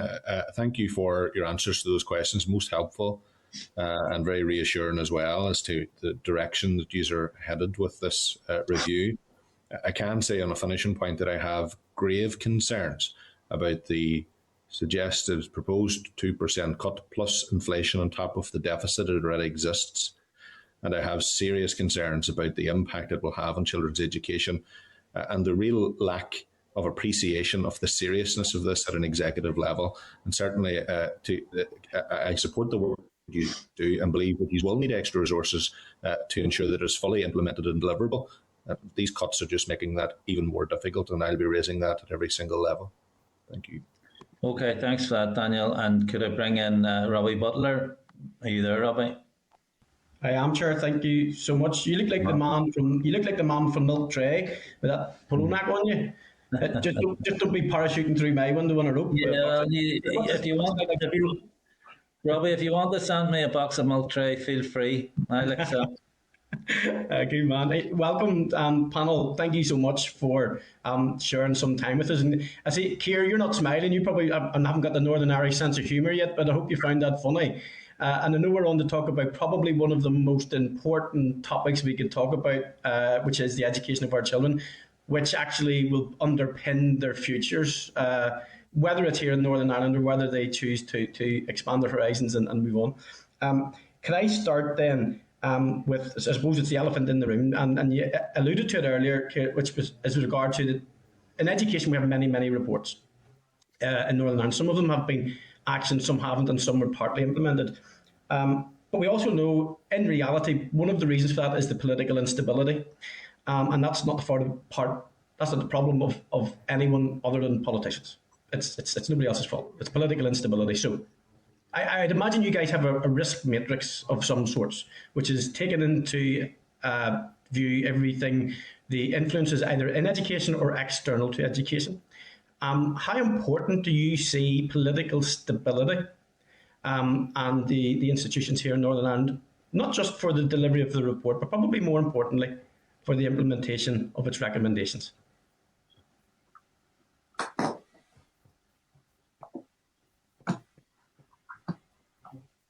Would any of the panel members like to come in on that? Jerry? Jerry, yeah. I think that's your question is is highly pertinent, Robbie, and but it could probably be applied to any other field of government. I mean, we're dealing obviously, strictly speaking, with education. But I suppose there are a couple of points that I would make. And the first is that the remit that we have is a remit that was determined by a consensus among the parties. So our terms of reference, we didn't create them. They were, in a sense, set out by the political parties in the Assembly, acting in a consensual way. So I would like to think that that's a very good beginning, and I hope that the outcome of our report will manage to achieve a similar consensus. But what we'll be trying to do in the process, Robbie, of not just evidence gathering, but then moving forward into starting to think about what change might look like, having further consultations, because we're not going to come up with a set of recommendations that the five of us think are wonderful, but nobody else, has had the opportunity to test them out. So we will be doing that, Robbie. I mean, you've already been, your party has offered evidence to us, but we'll be going back to you at some stage, and as we will with all the other stakeholders. So I hope that reassures you that we'll certainly be trying for consensus, but I would be more optimistic, maybe. Well, I appreciate that, Jerry.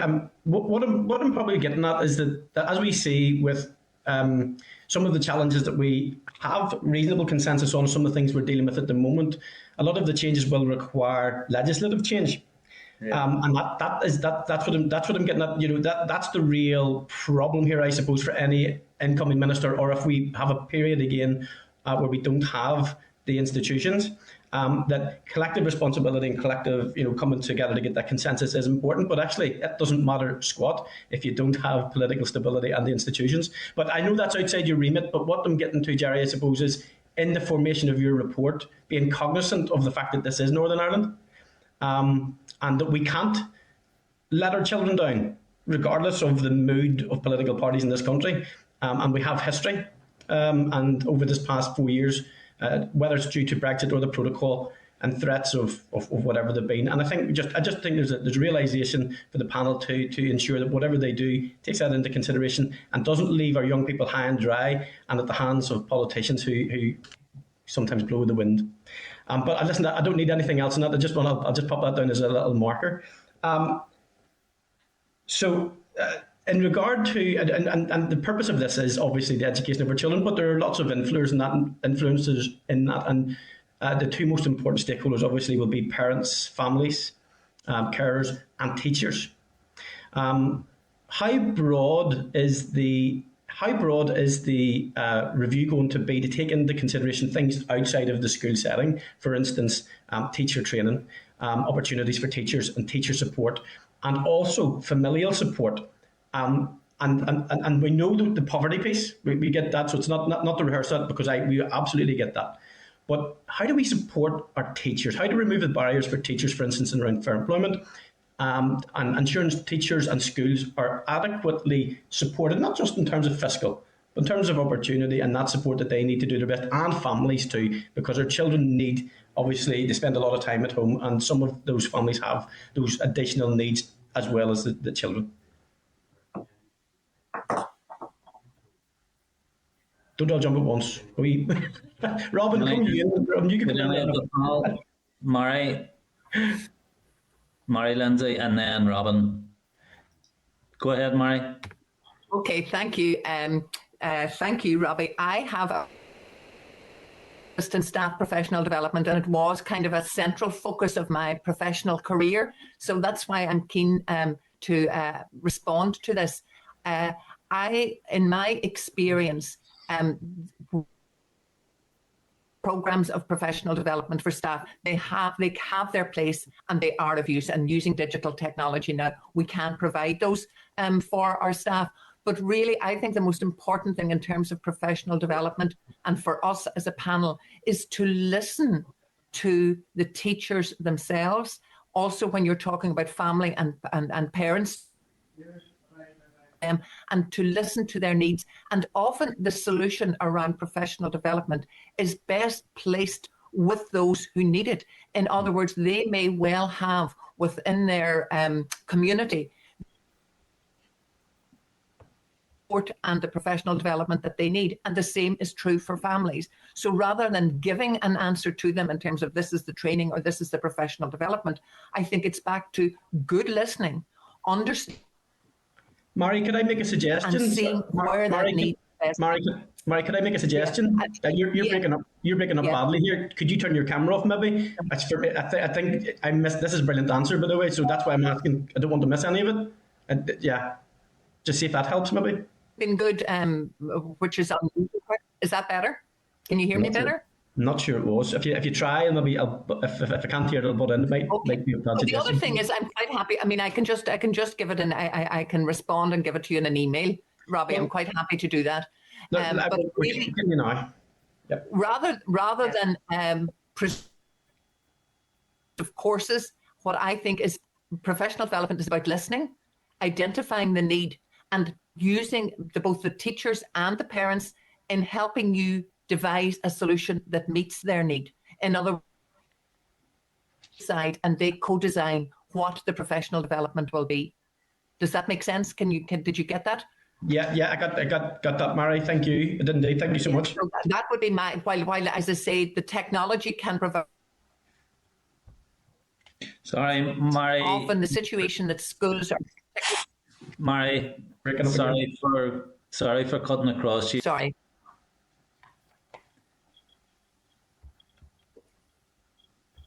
You're breaking up quite badly, and perhaps it might be better if you communicate by email with Robbie on that particular issue.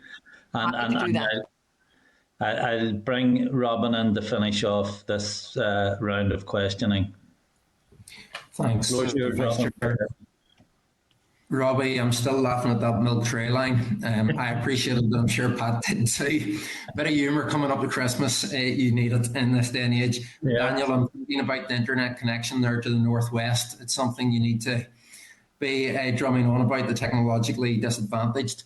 Coming back to your question, Robbie, I think there are two aspects. One is obviously we have had a wonderful opportunity, one of the few times where the pandemic's given any sort of benefit to us, which is the wonderful opportunity of enforced professional development. And we need to seize the opportunities that we have in front of us and develop our teaching workforce and continually develop, because many technologies haven't been invented yet that are going to be commonplace in the workforce of our young people that are going through. So professional development has to be integral to all teacher training, and ongoing teacher training. And that's a big change, I would argue, in comparison to where we are at the moment. It needs to be much more throughout the teacher's career and supporting them to ensure the learning is as effective as possible. I think Mary was trying to say basically the same sort of point. The other observation you were saying about helping families, I do believe it's really important that we have an appropriate curriculum offer that is understood, and the pathways through that offer are understood by our families. At the moment, it's incredibly complex and very difficult to understand for those working in education, never mind for a parent, a pupil. And we need to ensure that the pathways are clear,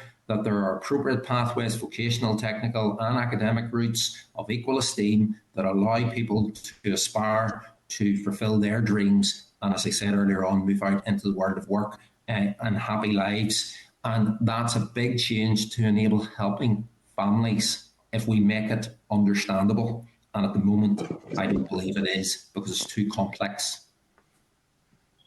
Thank you for that, Rob. That's interesting and exciting to hear you talk about esteem of qualification. Actually, it's something that I think needs to be sincerely looked at.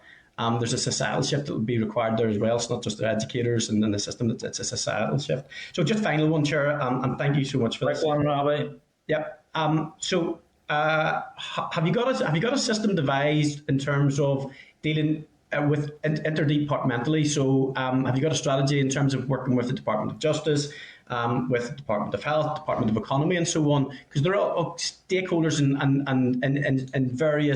in various ways, in various manners. Pick out the Department of Justice, for instance. We know, for instance, and Department of Health were looked after children, or children who have found themselves to become under the notice of the justice system, for instance, tend again to be left behind and forgotten about a little bit, to ensure that it's that we're covering all bases here.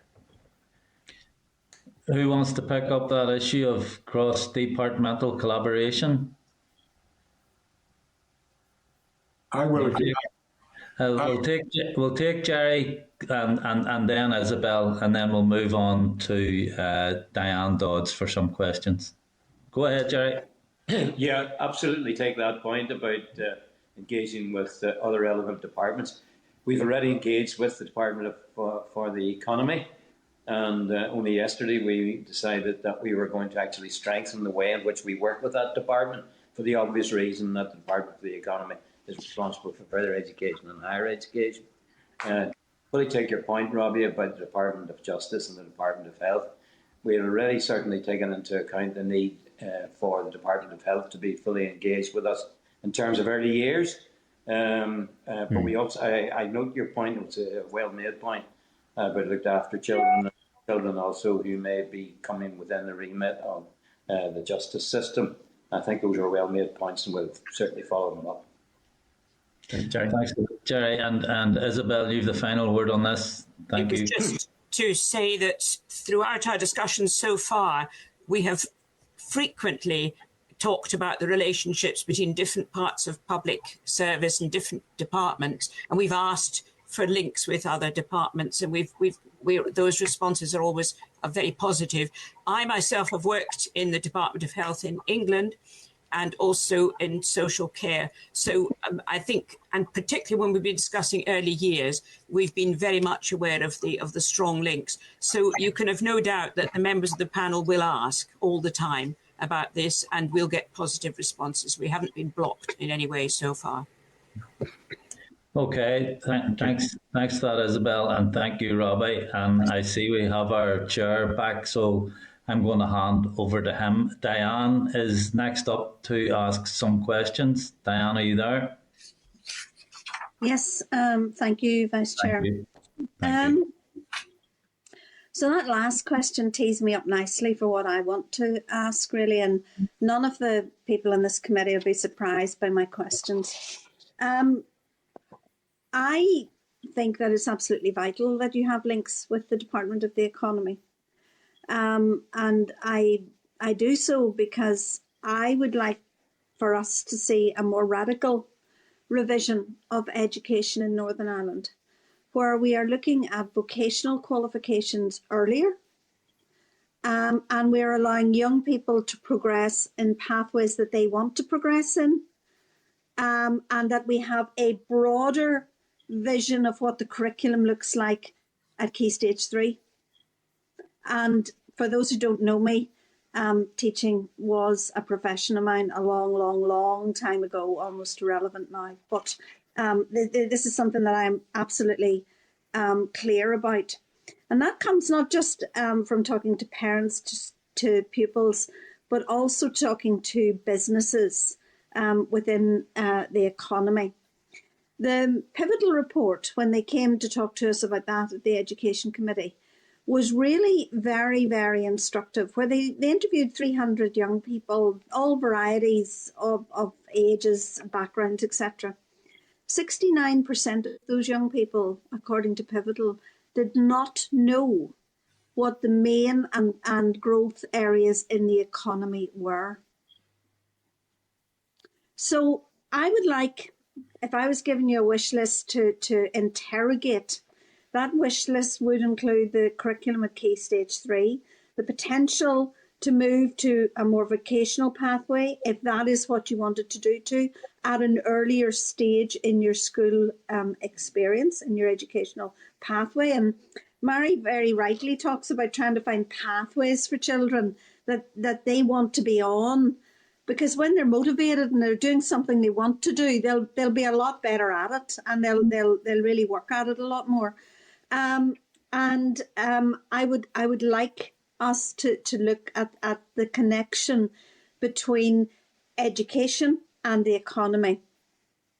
Now, again, I have to declare an interest. I'm a product of Banbridge Academy. My children went to Banbridge Academy, and it's a fantastic school. Robin, there's the plug. That's all you're getting. But what I want for kids that go to Banbridge Academy, Banbridge High, St Patrick's, wherever they go to in my local area, is for them to have a vision of what they want to do and the information to decide on.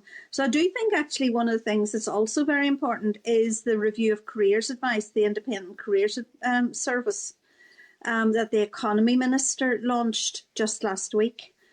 And I would also value your comments on how careers are judged. Excuse my dogs. They're usually okay, but they've clearly decided not to be okay. I'd like to look at you to look at careers as an issue in schools. I mean, I know for many teachers, careers is done alongside a plethora of other things. And is that something we need to be investing in more? Maybe one for Isabel. Again, we have an absolute plethora of vocational qualifications, which are extremely complex, difficult to navigate. And the problem for Northern Ireland, if you move outside the England, Wales and that alignment, then how portable are those qualifications as maybe young people want to go and work in GB or wherever. So I would like to get a view on that as well. And I suppose finally going to the other end of the education spectrum, Northern Ireland is the only part of the United Kingdom. I'll say this and then I'll bump them outside. Right. Northern Ireland is the only part of the United Kingdom that does not guarantee 30 hours of preschool care for children, whether that is in the childcare or in education. And many of our preschoolers only get about 12 and a half hours per week in formal education. I think that that's something that we need to rectify, and I'd just like your views on that as well. But really, I'm really interested in the Key Stage 3 curriculum, the connection with the vocational pathways, the connection with FE, which is why I think working with the Department for the Economy is absolutely essential for you, and how we look at careers, and at the other end, how we get young people into education in a sustainable way. And excuse me, I am going to put the dogs out. But okay. May I start on this one? Yes, thanks. and I will, however, leave the issue of vocational qualifications as it is indeed an area of Isabel's expertise. Can I start with the last point that Diane Dodds was talking about, which was about preschool provision? First thing, of course, to observe is that Northern Ireland has an earlier starting age for primary school than any other part of the UK. And indeed, I think it's possibly the earliest starting age in the world. So there's a sense in which there is a year of what would elsewhere in the UK be preschool education that is being provided in Northern Ireland, has been for a long time, except as part of the primary sector. An issue there, of course, is about the appropriateness in terms of the stage of child development of what is actually on offer. Now, I have no view on that because I've seen nothing of it so far. But it is obviously important that the provision itself should be appropriate to the needs of the child at that particular stage. We have, and it's been touched on by Jerry and more briefly by others of my colleagues as well, had some discussion on preschool education. We think it is extraordinarily important, and it is the case that below the age of 4, provision in Northern Ireland at the moment is not particularly generous. We have focused in the brief discussions we've had of it so far, not just on that immediate preschool year, but on the very early years, because a great deal of brain development takes place in the first 2.5 to 3 years of life. If we actually want to influence the life chances of young people, particularly those in disadvantaged circumstances, the earlier we get in, the better. So we have been giving some thought to what kind of provision might be made, finances allowing, for the very young child, because we know that by the time they reach the age of 4 and move on to primary school, the poorest children are already a year to 18 months behind in their intellectual development compared with the most affluent children. That is something that we would really want to tackle. Secondly, I entirely agree with what Mrs. Dodd said about the importance of links to the economy. There was a time when talking about jobs and the economy was almost a dirty word in educational circles. I think we've now emerged from that phase, and we're willing to recognise the fact that one of the most important functions of education is to equip people for adult life and that aspect of adult life, which is working life. So again, total agreement on that. And that does depend on trying to create, as far as we can, parity of esteem for academic and vocational education from sort of mid-secondary or post-primary, rather, as you describe it, onwards. So that is something, again, that we have had a little discussion on. I think I can confidently say that we are very interested in that as an objective, and trying to make sure that all young people are offered suitable pathways, and that means recognising that vocational pathways are often the most suitable pathways, and incidentally, very often lead to extremely worthwhile and well-remunerated employment. An aspect of this, as was touched on earlier on, is about trying to create the greatest possible level of coherence among the sectors of education who are dealing with people in the age range, say 14 to 19, and that obviously involves higher education, further education, and the school sector. And again, we have begun to look at that. So maybe I'll hand over to Isabel to talk a bit about... Dr. Bloomer, just before you do that, that's 7 minutes. I realise we're covering wide-ranging topics here today, but if I could bring Diane's question towards a close here at some point, I'll let Isabel come in. Diane, obviously you'll want to come back as well, but just to give you a 7-minute warning. Thanks. Apologies. No problem. Thank you. I'll be as brief as I can. I just wanted to mention two things that, because I so much agree with the spirit of Diane's question about vocational qualifications. As she knows and the rest of us know, it's a hugely complicated area. There's thousands and thousands of regulated vocational qualifications that are allegedly available. Of course, what's practically used is a smaller group. And on the whole, that whole arena is very little understood, including by teachers and head teachers and others who would be expected to engage with it, but even less by parents and by children, young people and their peers, because what we've learned is a lot of the views that young people have of what's the best choice for them are gained by the sort of rumour factory and things that that they discuss with their peers, often with very little understanding of what vocational qualifications can offer. And I agree with Diane that there's an issue which has already come to us, we were discussing yesterday, of the balance between trying to get a much simpler, coherent, understandable offer that's related to the economic priorities of Northern Ireland, the balance between that and having a range of offers which will give people flexibility to work in other parts of the UK and to have qualifications that be recognised elsewhere, the portability issue. I have worked on exactly this issue with the regulator in Wales, with Qualifications Wales and the Welsh Government. And there are ways to try and make a move in the right direction there. And the second point I would make is about the Key Stage 3 stage and whether there should be more clear vocational pathways at that stage. As you, Dan, will know, there is some debate about that among educationists about how early young people should so-called specialise.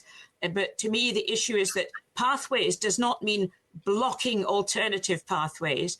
It means opening up pathways. And I think that we need to be aware that that's a false decision. You know, you're ruling out an academic future at the age of 14. It's not that.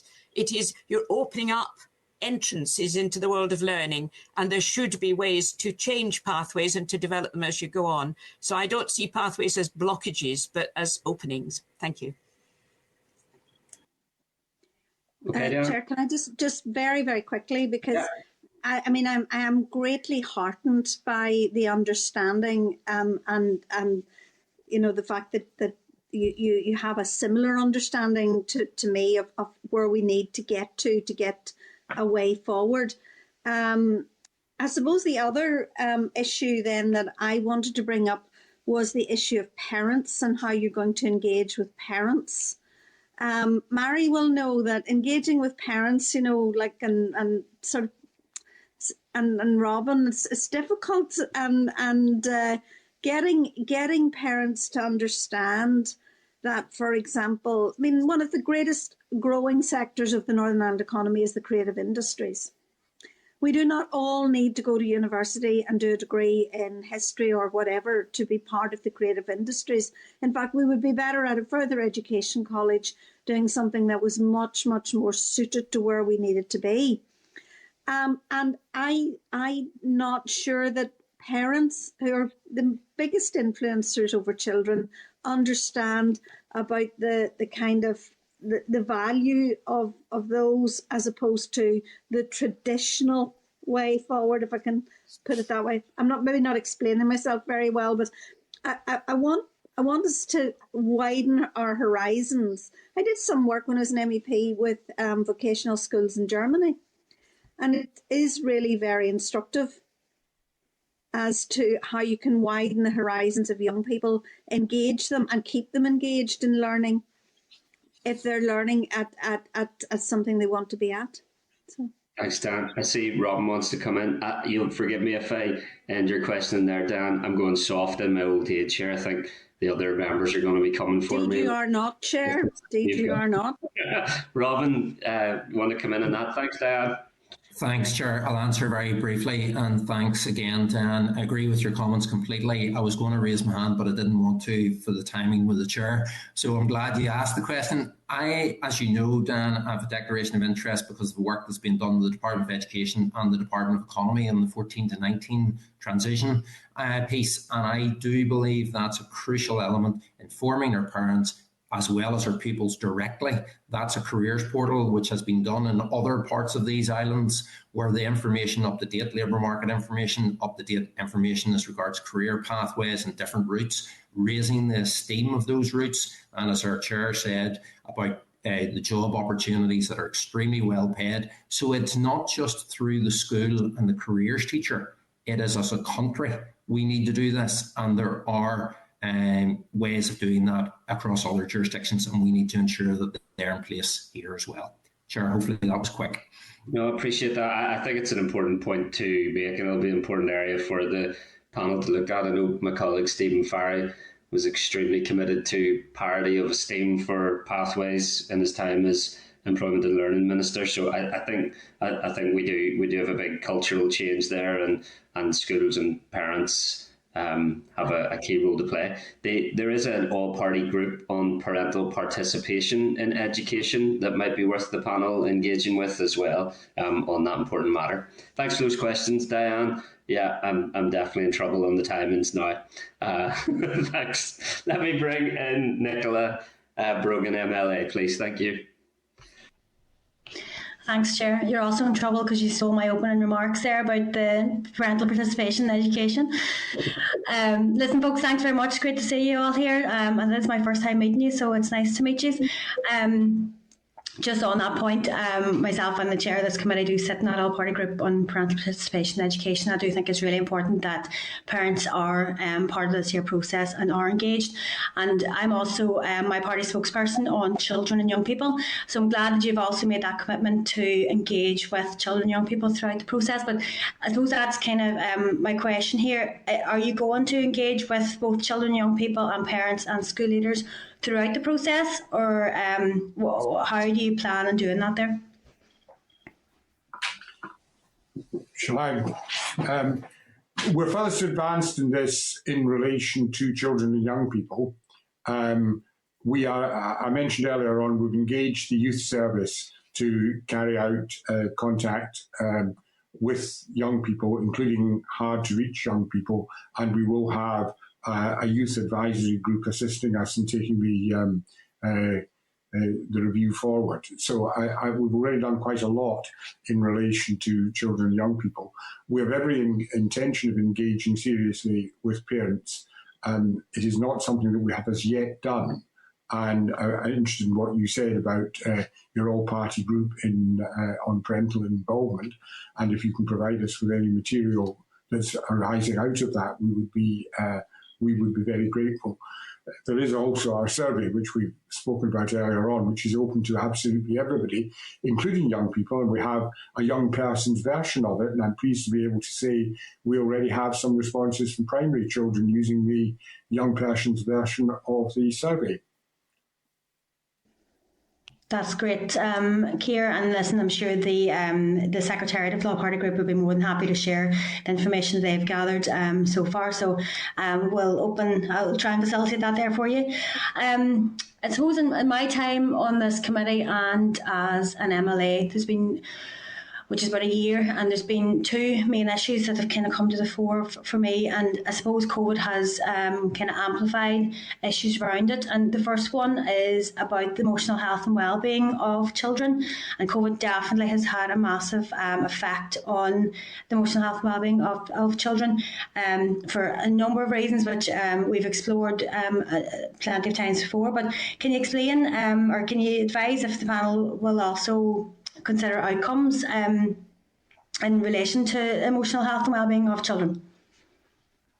I wonder whether any of my colleagues feels better qualified to talk on this than me. Well, if not, then yes, obviously we're very well aware of the fact that COVID has had a very serious adverse effect on mental health of young people, and indeed mental health of people in general. I think it's also fair to say that before COVID, there was already growing concern about these issues, and that schools, being aware of this, had been devoting increased time and resource to seeing what they can do in order to try and improve children's well-being. I mean, I think that improving well-being has become an educational objective in a way that was not the case, let us say, if we go back about 10 years or so. So this is very much on our horizon as an issue to which we will have to give serious attention. It is not something which has as yet been part of panel discussions, but we're aware of it as something needing to be overtaken. Thanks again for that, Keir. I'm glad you will. Sorry, I think Robin wanted to come in there as well. Apologies, just before you moved on. Sorry. Go ahead, Robin. No problem, Nicola. Thank you, Chair. Yes, agreeing with the Chair of our panel, health and wellbeing has been integral to all the work of any school, any good school. But I go back to one of the committee members' comments, and I think it was Robbie, about the interdepartmental work and the crucial work with other governmental departments, because health and wellbeing is obviously just not education, it is other governmental departments as well. And it's crucial that we work in tandem with those governmental departments to ensure that our young people develop the appropriate resilience, that they then have the skills necessary for the world of life. Yeah, absolutely, Robin. And I completely agree. And I'm glad that the panel will take this into consideration. And I suppose that cross-departmental kind of issue leads me on to my next issue. When I opened my remarks, I was saying about how there was two main things that kind of came to the fore for me. And the other was about SEN provision. And the resources and support that's available there for children with special educational needs and their families, which I do think is a cross-departmental issue, I suppose specifically with health and education. So again, can you tell me if the panel are looking into SEN provision and the kind of like the outcomes for children with special educational needs within the education system? Yes, this is an issue on which we have had a reasonable degree of discussion so far. We are very interested, indeed concerned, about the fact that the proportion of young people in schools in Northern Ireland who are judged to have special educational needs is exceptionally high by the standards of the other UK jurisdictions and is growing very fast. So we want to investigate what the reasons for that might be. We are also very interested in the question of the effectiveness of money that is used in special educational needs sectors. We think that varies depending on what kind of special educational need it is that you are talking about, that there is very valuable life-changing work going on in relation to some kinds of special needs. We have a concern that money may be being spent elsewhere in the interests of keeping parents quiet without very much indication of what is being achieved for the child as a result of that. So one of the things that we were talking about yesterday, and which we're going to try and do a survey of research, try and see whether there are literature reviews, for example, which would be of value to us, is what works in special educational needs. If we can find good Northern Ireland research, that would be ideal. If we can find it elsewhere, then that would still be very useful. So these two things have certainly figured quite largely in our discussions so far: prevalence and effectiveness. Again, thanks very much for that, Keir. I'm glad to hear that, and I think that's a really important point actually that you make about the effectiveness of it, and you can't just throw money at things. The right support and resources must be there for the children that need it after all. So thanks very much for that, and thanks everyone for your contributions, and thank you, Chair. Thanks, Nicola. Can I bring in Justin McNulty, MLA, please? Thanks. Thanks, Chair. Hey, folks. Murray, did you receive our letter?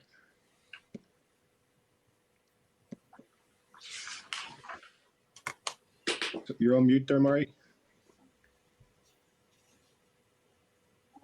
Yes, thank you so much. I did indeed. Thank you very much. I was delighted. Thank you. Warmest congratulations, Murray. It's a huge credit to you and what you've achieved as an educator and as a teacher. As the son of two teachers myself, I think it was more than just an award for you. It was an award for Derry. It was an award for all the teachers across the north who got a huge lift and a huge boost. It was an award, Mega's award as well, Mega Allen's award.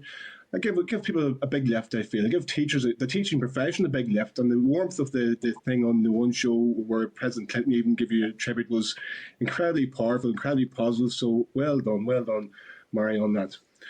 In terms of your opening gamut, Mary, you mentioned nothing changes. And I think Keir mentioned that Northern Ireland is not short on reports, but it is short on implementation. My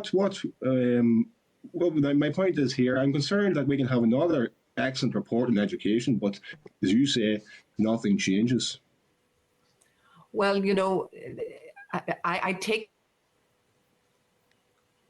we're all acutely aware of that risk, that nothing changes. And I suppose if we're mindful of that at the outset, the way we write our report, the way we gather evidence, and the way we present our report will be in the hope that there will be the consensus that Robin spoke about and carry forward the recommendations that we make. I think all of us on the panel are very aware of the kind of the political context in which we are doing our work. And I suppose we want to be able to present a report which will have legs and which will be able to be implemented. And we're mindful too of the limitations. There isn't a money tree and so on. So while we could, I think we're mindful that that's not in the best interests of our children. We have to think about what can be done, what should be done, and what will be done if there is political will to see it through. Okay. In terms of the Pivotal report, I'm not sure if you've had sight of that.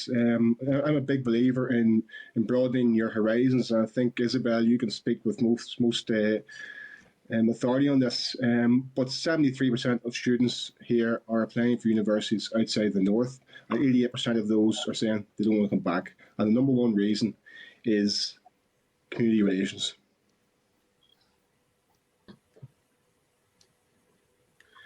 Has any of you any thoughts on that? If I may, if this was directed at me, thank you for that. We're very much aware of that report and of that factor. And all I can do is add to what Mary has said. We're completely with wide open eyes about the context and the challenges that we're facing, but we're trying to say what will good education and good educational systems look like as a direction for the future, so that in the future young people, wherever they have their further or higher education, will feel that they have opportunities open to them that do include a happy and prosperous role in the north. It doesn't mean they all have to do that, but it means that opening up pathways and not closing them down. And we're by no means blocked to awareness of what the challenges are and what the cultural challenges are and the societal challenges are as well. So we do that with open eyes. That's all I can say, really, just adding to the wisdom of what Mary said. Okay, Robin, you mentioned resilience and building resilience into our children, and the education system should serve to do that. And the education system, to me, is much more than just about academic. I think you also stress the importance of building technical and vocational skills into our education system, and having the same esteem for vocational skills for children and young people. The awards, we hear all the time about people who got 3 A stars or 4 A stars. We don't hear enough about the children who excelled in joinery, the children who excelled in electrical contracting or electrical, being an electrician or other vocational skills. That's a cultural piece as well, and that needs to be addressed. But in terms of that resilience piece, and there hasn't been any mention of this, where does sport sit within the education system? How important is sport within the education system? Because academic development doesn't sit in one bunker and not have physical development, because the two push together, the whole system's joined up. And how important do you feel sport and physical activity being actively promoted and being much more a key part of our education system? Justin, thanks for the question. If I can just pick up on your previous comment, I actually wholeheartedly agree. We need to have much more focus on just the, how many percentage 5A star to see at GCSE, 3A star to at A level. That's just too narrow. And absolutely, we need much more focus on understanding. But that goes back to Diane's question about the career strategy, ensuring that people understand the pathways and the routes and the different opportunities there are. And we need to, as a community, as politicians, as educationalists, as businesses, lead that change across the whole of our society. Now, back to your question about sport, if I could widen it again, I often talk as an individual school leader about 3 prongs of triangle that form the basis of education. The first prong is, yes, the curriculum and the academic side of school. The other prong is the pastoral care and the well-being and mental health. And the third prong is the extra and co-curricular offer in the school. So to me, it's not just about sport, it's about music, it's about drama, it's about all those clubs and societies. For some of our young people, Warhammer Games is the highlight of their week because they come in and they battle against other people because that's what they're interested in. So if you get a young person interested in something, they then buy into their school, their friendship groups, they build those working with others, those team working skills, those problem solving, those analytical skills that are sometimes hard to do within academic subjects. So absolutely crucial sport, but I would argue other extra and co-curricular activities as well. And at a time when budgets have been cut dramatically and the number of staff and the long contact time has been decreased, that puts a pressure on schools to continue to keep that offer high. And it is just, in my view, as important as the curricular and the pastoral side, the extra and co-curricular side, because they do develop those lifelong skills, resilience just being one of those many skills that are needed for life. Agree wholeheartedly, Robin. Yeah, Justin, that's 7 minutes. If you could ask a last question, thanks. Educational trauma, the educational trauma experienced by children and young people, and the ripple effect of that through their family, not just through their family, through their community. What are your thoughts on that and how that's going to be addressed going forward? Because that's been too much of a factor in our education system to date. And the last thing I will say is the status quo is the DUP and Sinn Féin, who have held the education portfolio for 20 years. That's the status quo. You are the disruptors. You are the positive disruptors who are being charged with changing our education system for the better. You're the people who are going to put the children back at the centre of our education system. To stop protecting the institutions, protect the children. The children must be first, the child at the centre. So you are the positive disruptors. Fair play to you and best of luck with your major important task and role. Thanks, Justin. Can I bring in Harry Harvey, MLA, please? Sorry there. Okay, yep. Thanks, Harry. Yep, thank you very much, Chair. Much appreciated. And Claire, Isabel, Robin and Peter and Jerry, good to see you this morning. It is a very important job that you're doing, and I must admit, for only starting in October, you are certainly working very hard on it. You've jumped in right away. 2 wee sentences that were mentioned there, child-centred and parental choice. That's definitely the most important things. If we're looking at that, we're looking at everything. So maybe I could ask you a wee question.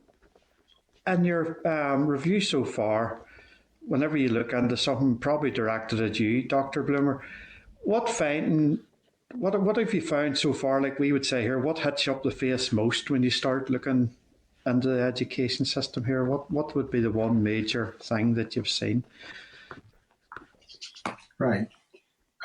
Initially, and I've already mentioned this, it was the complexity of some of the arrangements in the system that was the most strikingly different thing. But I think increasingly what is occupying my mind are issues that are not unique to Northern Ireland, but are common to education systems across the developed world.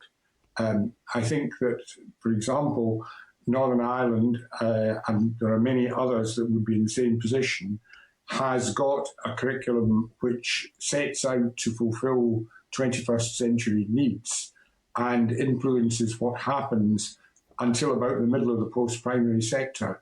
And then stacked on top of that is a much more traditional exam-oriented kind of curriculum. No country, to the best of my knowledge, has yet really satisfactorily resolved that problem and created an experience that goes from starting age, and I would argue the starting age is birth, right into adulthood in a seamless and coherent way. So that if I were asked to name the single biggest issue, I would say that is. Yep, that's okay. That's great. Thank you very much.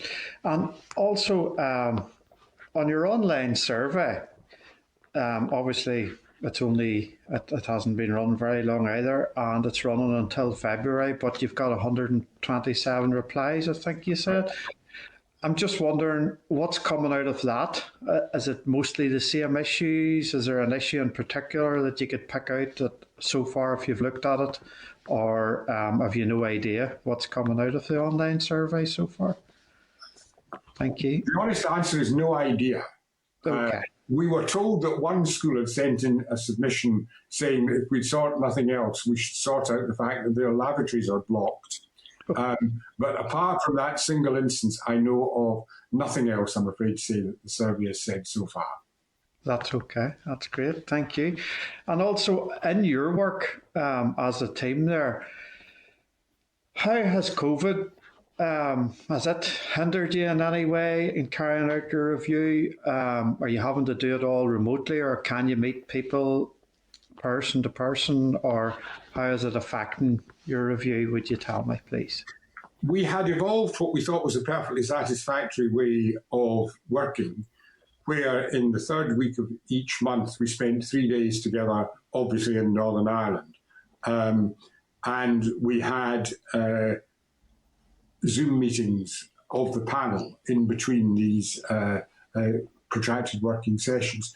That has been interrupted this month. I mean, we were scheduled to be in Northern Ireland yesterday, today, and tomorrow. And as you can see perfectly well, those who are always in Northern Ireland still are, and Isabel and I are not. And we're dealing with you remotely. Obviously, I would like to get back to the other pattern as soon as we can. I hope that will be possible in January. But it didn't look as though we were going to achieve much by trying to have in-person sessions this month. We're obviously, it's out of our hands. We, like everybody else, are going to be affected by circumstances and political decisions. Yep, totally understand. And well, I really look forward to the findings come the end of February. And anyone else, anything else to add there before we finish up? Thank you. All grand. Okay. Thank you very much, Chair. Thank you. Thanks, Harry. Members, not least given the wide range of subjects that we're trying to cover and that you will be trying to cover, we have run way over time, but hopefully you'll regard it as time well spent, and hopefully the Education Committee can remain in close contact with you throughout this once in a 100 years opportunity, I would say, on education. And I think some of the key comments in terms of implementation and delivery of change are key here. So we wish you all the very best. Anything we can do to promote the engagement that you're conducting, whether it's the online survey or engagement with young people, I think the Education Committee should give serious consideration to how we can support that engagement. But feel free to let us know if you think there's anything else that we can be doing in that regard. Well, thank you very much, Chair, for the opportunity to come and have this discussion with you. I think it's been a very friendly and open discussion and useful to us. And thank you for your offer of further assistance. Thanks, members. All the best. Thank you. Thanks. All the best. Okay, can I ask broadcasting to remove witnesses and add members back into the spotlight, and ask Clark to summarise any actions resulting from the briefing today? Chair, in terms of actions... Clark, if I could just remind members to mute their device until such time as they're speaking, to avoid any background audio. Thanks. Clark? In terms of actions, Chair, I mean, that continued engagement with the panel will be a priority for the committee. And obviously, there's just a transitional phase as well with the election period. The panel will be continuing its work over and beyond that period. The discussion also flagged up some interaction that could happen. So I think you and Nicola were going to promote that between the panel and the inter-party group on parental participation in education. Mary is going to come back to Robbie on some of his questioning around professional development, continuous professional development for teachers, and the opportunity that's presented in that space just at the moment. And just say, other than that, I mean, I think the committee was encouraged that the panel confirmed that the review will go hand in hand with implementation of the Fair Start recommendations. Money, even though there are budget constraints, that it will nonetheless be open to recommend investment, say, in early years. It was interesting that the panel said it was not unlikely that there would be legislative outputs from this process. They see opportunity in technology. They are interested in aiming for digital equality in education. Although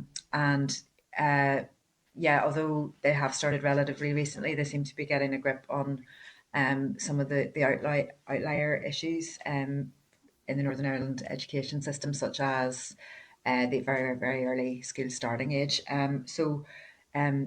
A couple of just liaison points at the start, and generally the committee will want to keep a watching brief and keep in touch with the panel. Thank you, Chair. Okay. Thanks, Clark. Any members want to come in on those points?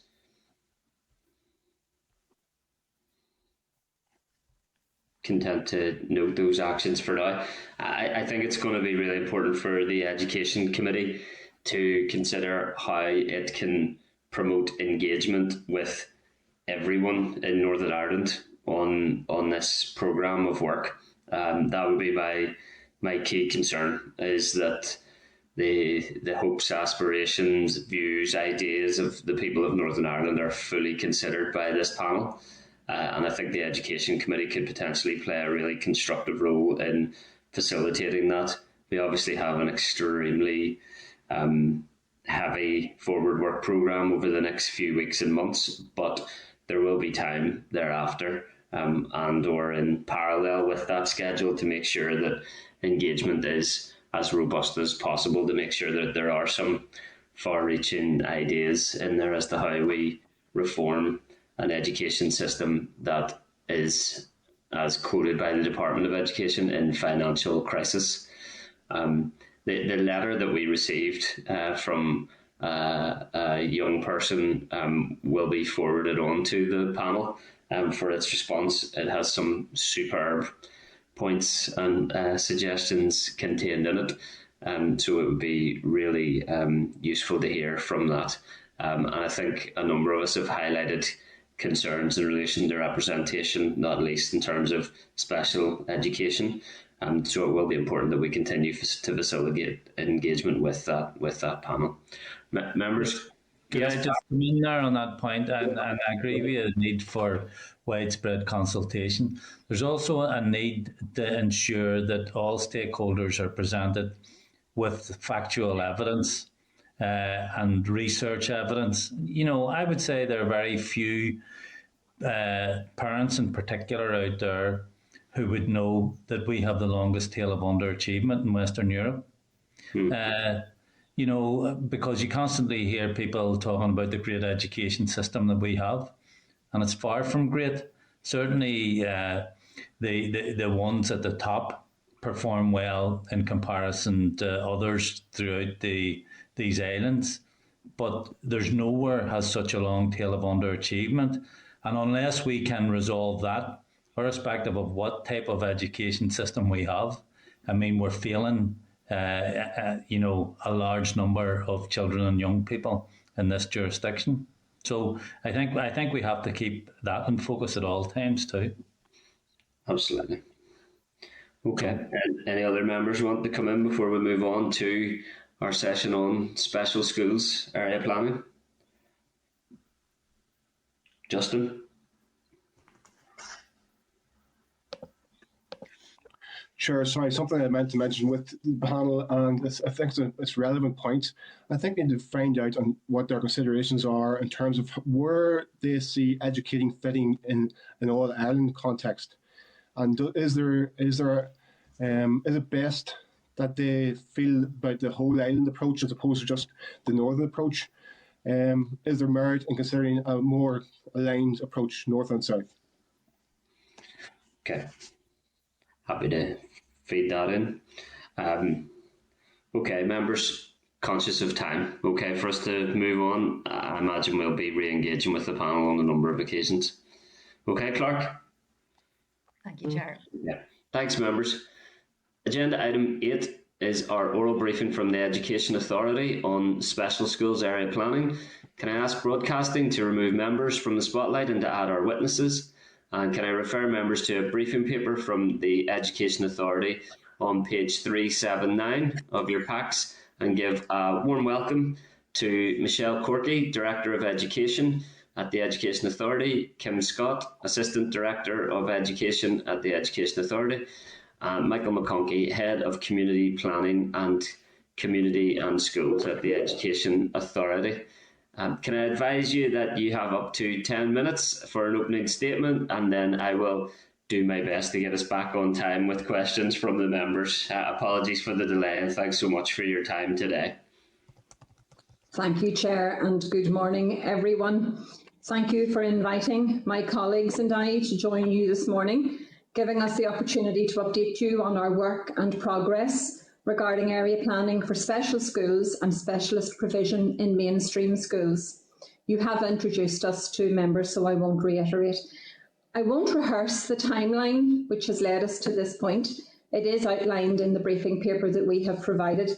However, I would like to say that it has been protracted and at times a challenging process, but one that has been very worthwhile, as it has finally led us to the point of developing the first area planning strategy for special schools and specialist provision across Northern Ireland.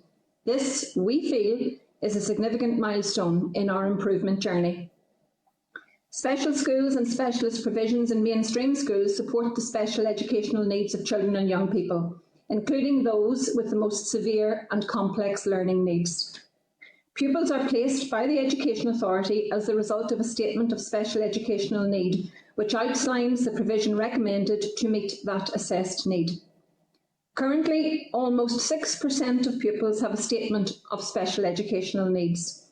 We have approximately 6,000 pupils placed within special schools, an increase of approximately 26%, since 2015-16. And just over 2,000 pupils in specialist provision in mainstream schools, an increase of 24% since 2015-16. This trend is expected to continue. There is also a changing profile of pupils, often presenting with a multiplicity of needs. This complexity of pupil need and the change in profile requires a special school to be adaptable to meet this need. There is a direct impact, therefore, on the type of accommodation required, the teaching and ancillary support for our children and young people, the size of classes, as reduced pupil-adult ratios are required in many circumstances. The historic descriptors of some special schools are often not wholly reflective of current pupil populations, which have resulted in significant variation in the type of provision offered across the special schools estate. There is a lack of a consistent special school model which caters from early years to post-16. Legacy models of provision and support across the former education and library boards remain. The impact of additional specialist provision in mainstream on the availability of places in special schools presents a challenge in relation to projecting the number of places required. Ensuring provision meets the needs of individual children and young people and supporting the right for children and young people with special educational needs and disability to be educated in mainstream schools. There is also a need for greater alignment of strategic capital development and special education strategic area planning to ensure that area planning informs strategic infrastructure, planning and investment. It must therefore be acknowledged that there is a complexity to the progression of a special education area plan strategy. However, this does not undermine the value nor rationale for provision of the past. Going forward, the Education Authority is seeking to put in place an ambitious programme that ensures sufficient and equitable access to special school provision or specialist provision in mainstream schools across Northern Ireland, including access to therapies and support services, by addressing the geographical, sector and linguistic sectoral and linguistic sector inconsistencies which currently exist.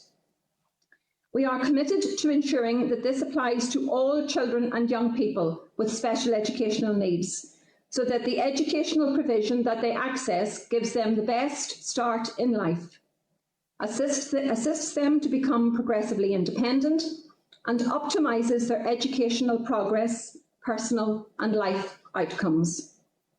The development of the special school and specialist provision frameworks in early 2020 was an important step in this process, as it enabled all stakeholders concerned with the education of children and special educational needs to know and understand the rationale and purpose behind what we are aiming to achieve through the area planning process.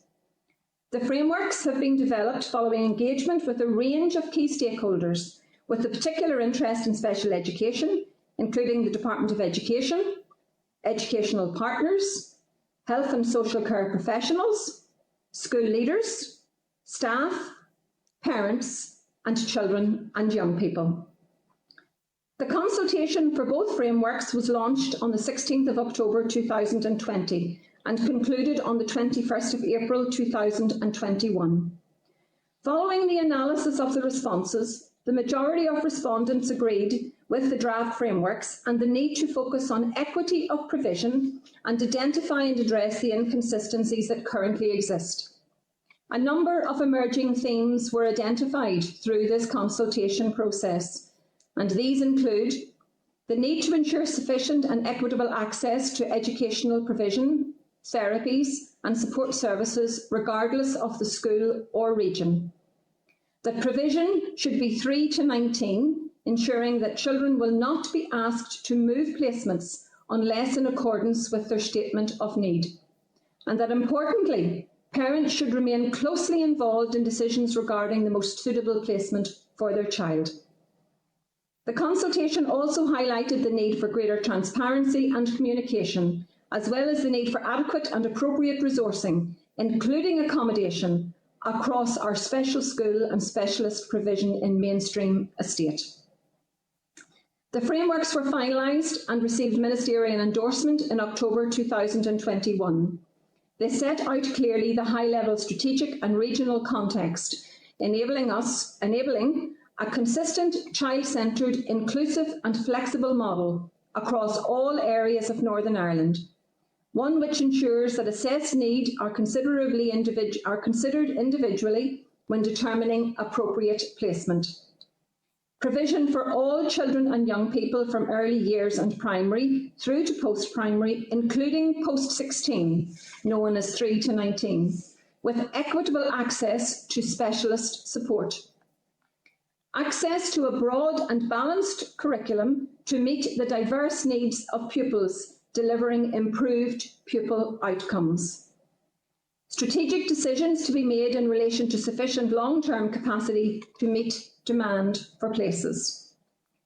Collaborative work with health and social care trusts to ensure there is an integrated and tiered model of support which helps meet the needs of children and young people with special educational needs.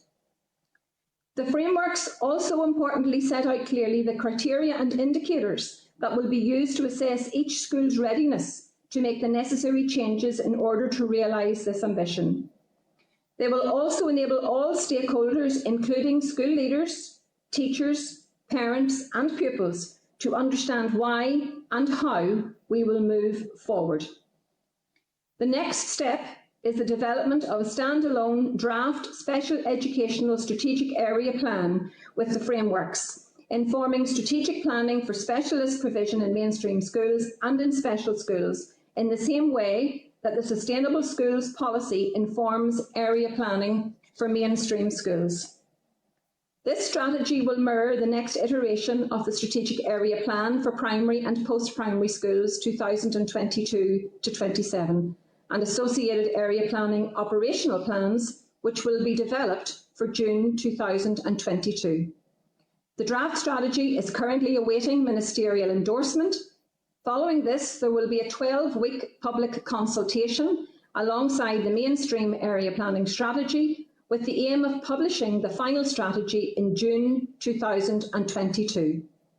An operational plan will be developed from the strategy, and this will be rolled out across the academic years 2022-23 and 23-24. Thank you, Chair. That concludes my opening remarks, and we are happy to take any question. Thanks, Michelle.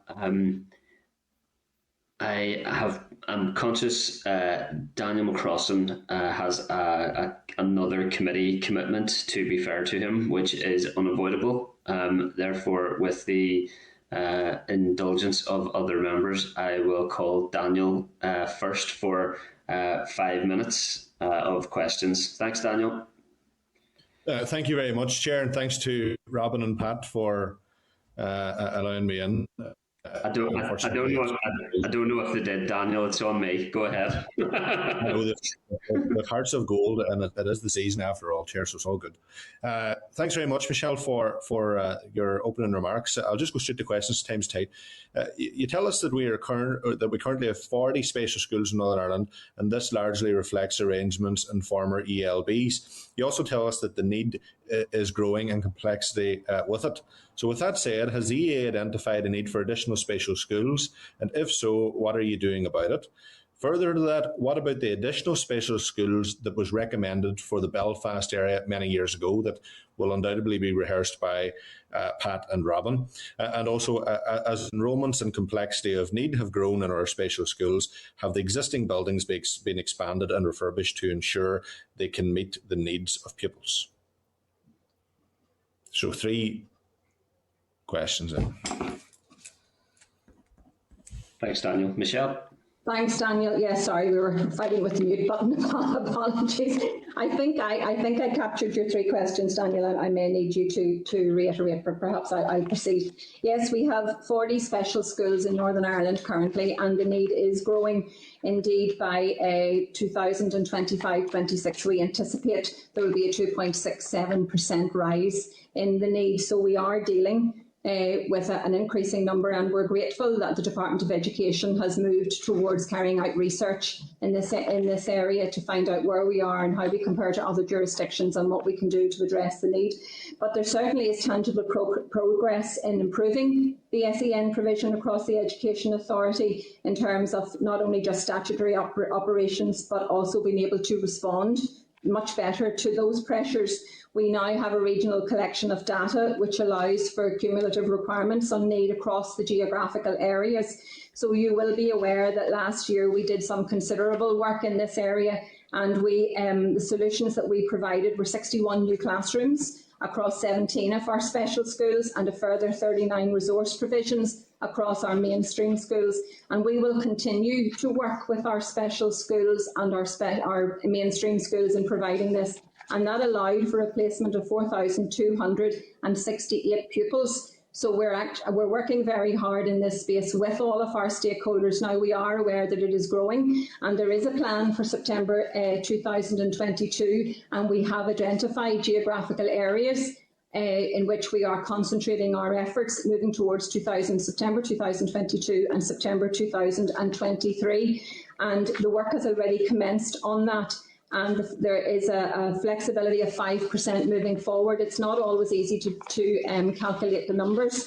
So in terms of the buildings, I think you asked, Daniel, as well, we have worked very hard with our current special schools in ensuring that they have adequate space and appropriate space. because previously some areas had been taken over to provide extra places. We have worked very closely with our schools, and by January 2022 all of that work will be completed and we will have resolved a lot of those issues, and we're moving towards the planning for September 22. That's very helpful. Sorry, Daniel, I'll pick up on the Belfast schools part of the question, if that's okay. And, members will be aware that back in 2012, a report around Belfast special schools and what needed to be done across the Belfast special school estate was published. On the back of that, then there was a ministerially led review of special schools, and that report was published in 2015. And actually that led then to the actions across the special school estate in Belfast being incorporated into the Providing Pathways Area Planning Strategy, which started in 2017. I'm not going to rehearse all of the issues that happened around the Belfast area when we began consulting on the changes, but it was sufficient to say that there was too many concerns raised by the community at that time and by school leaders and staff around the arrangements. And actually, when we got to the bottom of what those concerns were, it actually was about not fully understanding the rationale and the time frame for change, and actually what was going to happen to individual children. So, understandably, parents were very exercised and very concerned about what would happen with their children. So at that point, there was absolutely a requirement for us to take a step back and to look at what it is we needed to put in place to bring the community and the schools with us and help them understand the rationale for the changes that we were making, because the changes were vast that we were bringing in. And that actually led to the development of the frameworks that we then consulted on. And I hope you'll agree that the frameworks set out very clearly the pathway, the rationale and understanding for why we need to make the change. So we believe now, as we move forward into this strategy and into the operational plan, that actually there will be a much greater understanding of the changes and therefore much better buy-in to enable us to move forward with the estate that we need across not only the Belfast area, but right across all of our special schools. Very, very helpful. Just to follow on that briefly, Chair, you produced an SEN. Last point, Daniel, thanks. It's just in line with what was said. No problem, go ahead. An SEN area plan framework, and you've also told us that needs are growing, which is widely accepted. Is your framework still in line to meet the growing and more complex needs for 2023 and beyond? And can you assure us that you are working to ensure that that's the case? Yes, thank you. So importantly, the frameworks do not set out the changes that will happen within each local government district at the moment. For that very reason, they are a strategic roadmap which will help us then develop the strategy and the operational plans. So the frameworks, if you like, set out the mission, the value statement and the principles and the rationale for how we're going to move forward. Getting the buy-in from the frameworks through the consultation means that when we move forward with the actions, which will help address the additional capacity requirements, then we will have the frameworks by which to judge the school estate on. So Michelle had talked about the criteria and indicators. So we have set out a number of criteria and indicators that we will then judge the individual school estate by, to help us make the decisions around where to best place, whether to increase provision, whether to establish new provision or whatever across the LGDs. So the next stage is the strategy, followed very closely by the first operational plan, which will run from 2022 to 2024. And that's, Daniel, where we'll see the detail around the expansion programme for special education, if you like. Okay. Thank you very much. Thanks, Chair. Thanks, Daniel. Sorry to have to move us all so quick, but we are a wee bit behind time, so apologies for that. I'll ask a couple of quick questions before bringing Deputy Chairperson in and our other members. Michelle, I have to ask the question why special school area planning has failed to such an extent that in September 2021, an emergency response placing children with multiple special educational needs in modular buildings and satellite sites in repurposed buildings is necessary. Thank you, Chris. Well, I suppose it's fair to say that the Education Authority are on record for acknowledging that there were systemic issues, and I think we're on record for apologising for that. But we have a comprehensive systemic transformation programme that is in place, and that is addressing many of the issues. So we needed to do some short-term emergency planning, but the strategic area plan moving forward will address that. So we don't want to rehearse that, but we see that we are in a very positive place at this time, and this really is a good news story for as we move forward in a much more strategic and more defined way. Okay. Are those modular buildings and satellite sites in repurposed buildings going to be mid-term solutions for some children with special educational needs? Yes, Chris, what we have given is a commitment that buildings will be as a highest standard as we can provide. So in some cases they are short term, in some cases they are medium in terms of moving forward to a capital build. But I have to say, in some of the schools, if you've had an opportunity to visit them, they are actually of a very high standard, and the quality of education we have quality of building we have worked very hard to secure the highest possible standards. Okay. Is special school provision in Belfast so under capacity that the recommendation of a new additional special school for Belfast remains valid? Do we need a new special school in Belfast to meet demand?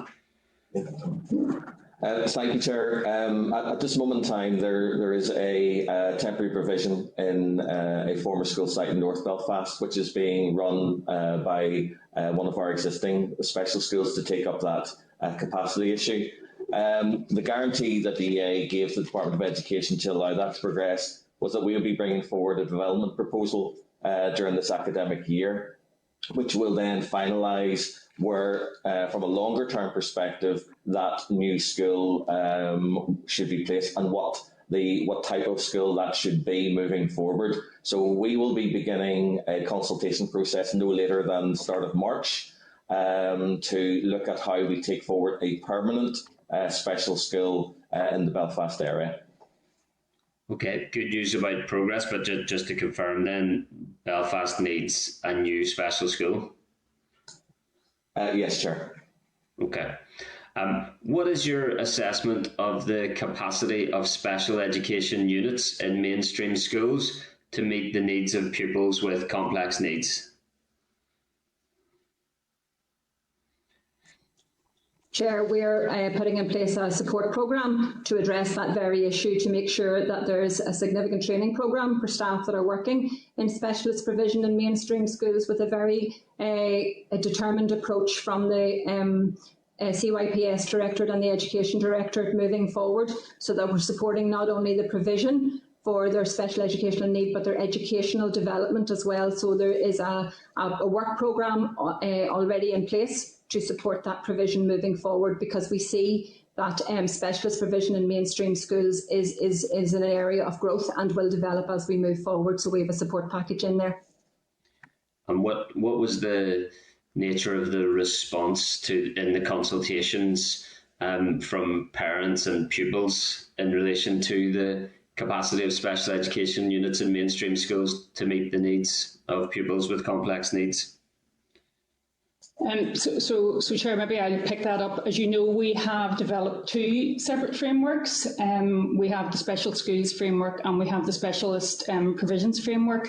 And the recommendations that came from the consultation report on the specialist provision framework actually mirrored quite closely the recommendations that came through from the special schools, with parents' main concerns, and there were about 25 or about a quarter of the responses that came back were from parents. Parents' main concerns are around ensuring equitable access for provision for their child, regardless of where their child will be placed. So the agenda we absolutely must follow moving forward is to ensure that the individual assessed needs of the child are met, whether that's in the specialist provision in the mainstream or whether that's in the special school. So we have taken, I guess, to give you the assurances, we have taken on board the recommendations that have come through the consultation from all our stakeholders, including our parents, and work them into the final framework. Okay. And do parents feel that that children are receiving equitable provision in special education units in mainstream schools compared to special schools? In terms of their current provision, Yeah. yeah. It's hard for the parents to make a comparison around what the provision may well be in special schools as opposed to specialist provision in mainstream. So, I mean, in terms of the consultation, it was on the frameworks for the plans for area planning moving forward, as opposed to asking parents specifically the questions around how their children's educations were being served right now. So I guess I'm not in the position to say, to respond to your question exactly, Chris, around the current provision that the children would be receiving within the specialist provisions. Okay, and why are there no special educational units in selective schools in Northern Ireland, or grammar schools? Thanks, Michael. I suppose that's a fundamental question, and Chris, and it's a reflection of our education system as it stands. All schools are invited to. I mean, there's no reason it shouldn't happen. We don't impose them. We speak with schools and we work with schools, but we're very open to that possibility moving forward. Okay, and can you provide an update on the early years special educational need framework that was first consulted on in 2018? Yes, Chair, I can. I can say that it has now gone to the report has been analysed and it has been shared at the programme group, which would be voluntary and sectoral communities. So it has been revised and analysed and is now part of the programme, the Special Educational Development Programme moving forward, and the business case is now with the Department of Education, and we'll be hoping that work would start on that very soon. Okay, can you say what recommendation it will make in relation to preschool hours of provision that was previously a contentious issue? Yes, Chair, that was probably the most contentious issue. So part of the recommendations moving forward that all schools and all preschool settings can access the necessary services and resources in terms of moving forward. So there's a clear recommendation there. Okay, look forward to seeing that. Can I bring in Robin Newton, MLA, please? Thanks. Thank you, Chair, and can I thank Michelle, Kim and Michael for being with us here today. Maybe, Chair, if I could start, I'm sure the panel were aware of our previous meeting with the review of education panel. Maybe they would like to make some comments on what contact they've had with the panel in terms of the producing of this document and how well it's been received. Can I, maybe Michael, if Michael could outline a wee bit more on the development proposal, because I think it's particularly of interest to the east of the city. And then maybe one of the things I would have expected to see is perhaps a pathway for those who might initially engage and attend a special educational needs school, but a pathway showing how they might transfer into mainstream school. And I wholeheartedly agree with Kim's comments around the need for communication. Chair, I would echo your comments around as we come to September 2022 and not to have a similar situation as we had in 2021. I'm grateful for the assurance that the planning is in place to prevent that sort of difficulty. So I don't know, Chair, who wants to answer the questions. Well, Michael, maybe one there, but others can pick up whatever way they want. Thank you, Chair. I suppose we'll take those three questions separately. I'm happy to address question number 1, and Michael will address question number 2 and 3. So in terms of connection with the panel, we met with the panel, the Chief Executive and myself, and the Director of Finance met with the panel a number of weeks ago at the very start of the independent review, and it was an outline meeting where we introduced ourselves as the Education Authority. and we outlined our remit and vision and values and the role we play in education in Northern Ireland. We were due to meet with the panel again in more detail this week. However, due to COVID restrictions, that hasn't been possible. We, as a corporate leadership team, will engage with the panel in the new year, as will the Education Authority Board. So at the moment, all we have achieved is an introductory meeting, Robin, so detailed conversation is scheduled for January, all things permitting. So the second part of the question I will ask Michael to address, Robin. Thank you very much, Michelle. And Robin, just in relation to development proposals, our plan is to bring forward 2 development proposals during the course of this academic year, one that relates to Belfast and one that relates to the Mid-Ulster area, where there was also a significant shortfall in places last year. So in working with the schools in the particular area, we were able to get this temporary arrangement where the schools would agree to grow and be based across 2 different campuses. That obviously is recognised. That's only a short-term, to medium-term proposal. We need to have something permanent to address the growing need in these particular areas. So we will engage with those particular schools. We'll also engage with schools in the area and all other stakeholders. Because we need to get agreement in both those areas about what is the best long-term solution for those particular schools and in what location should those particular schools be. So there is a significant amount of work still to be done, but as I said, we have agreed with the department that we will be bringing forward formal consultation on both of those by March, and that's part of a pilot mandate that we are currently engaging with the department on. We're just waiting on the Minister to give final sign-off on this. But from a draft perspective, the department have agreed to enable us to look at provisions for specialist provision that were put in place for this September, and also to pilot as Kim's indicated earlier, the indicators and the criteria, and to test the robustness of those through the 2 development proposals that we're hopefully going to bring forward during this academic year. That obviously then needs to be, that will take time to implement. So it is likely that those temporary arrangements will be in place for a few years while the work that's needed to be done for the more permanent buildings to replace those, comes into fruition. I'll take the next one if you want. Okay. Yeah, sure. I'll pick up on the third question, Robin, if that's okay, because that's around the pathways, and you had expressed, I suppose, surprise that there wasn't anything included in the framework around the pathway for individual children. I'd said from the outset that it is important that the frameworks set out the strategic direction for what we're trying to achieve, because that's what we need buy-in on, that everyone is in agreement that here's where we need to go. So very clearly, the vision that we have set out is that all pupils will have the opportunity to achieve their full potential by having the best education experiences, equality of opportunity and pathways that meets their needs. So by stating that up front, we are saying that this is a very child-centred plan that will focus on the individual's child pathway, and through their annual review of their statement will determine the best place for that child to be. So I hope you will agree that the frameworks do actually ensure that the child is placed at the centre of all of the decision-making processes.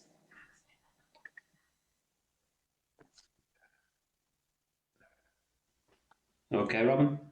Yeah, I am, Chair. I think I had sent you a message earlier to say I have to leave at 12:40. It's even more important. There's been an accident outside my office. Okay. Road traffic accident. So I apologise to you, Chair, and to the panel for leaving no problem.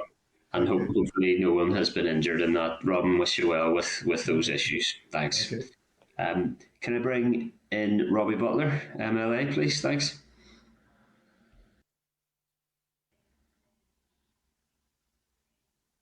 Thanks, Robbie. Cheers, Chair, and thank you, panel, for coming on with us today. And if I forget to say to you, happy Christmas, if I forget at the end, and pop off. So, in regard to special schools are funded through a different mechanism than mainstream schools. Has that been looked at all in this process, or has it been looked at in any other process? A number of the principals have raised that as an ongoing topic and issue and a burden for them, actually. Yes, thank you, Robbie, and a happy Christmas to you. Let's put it in the right spirit.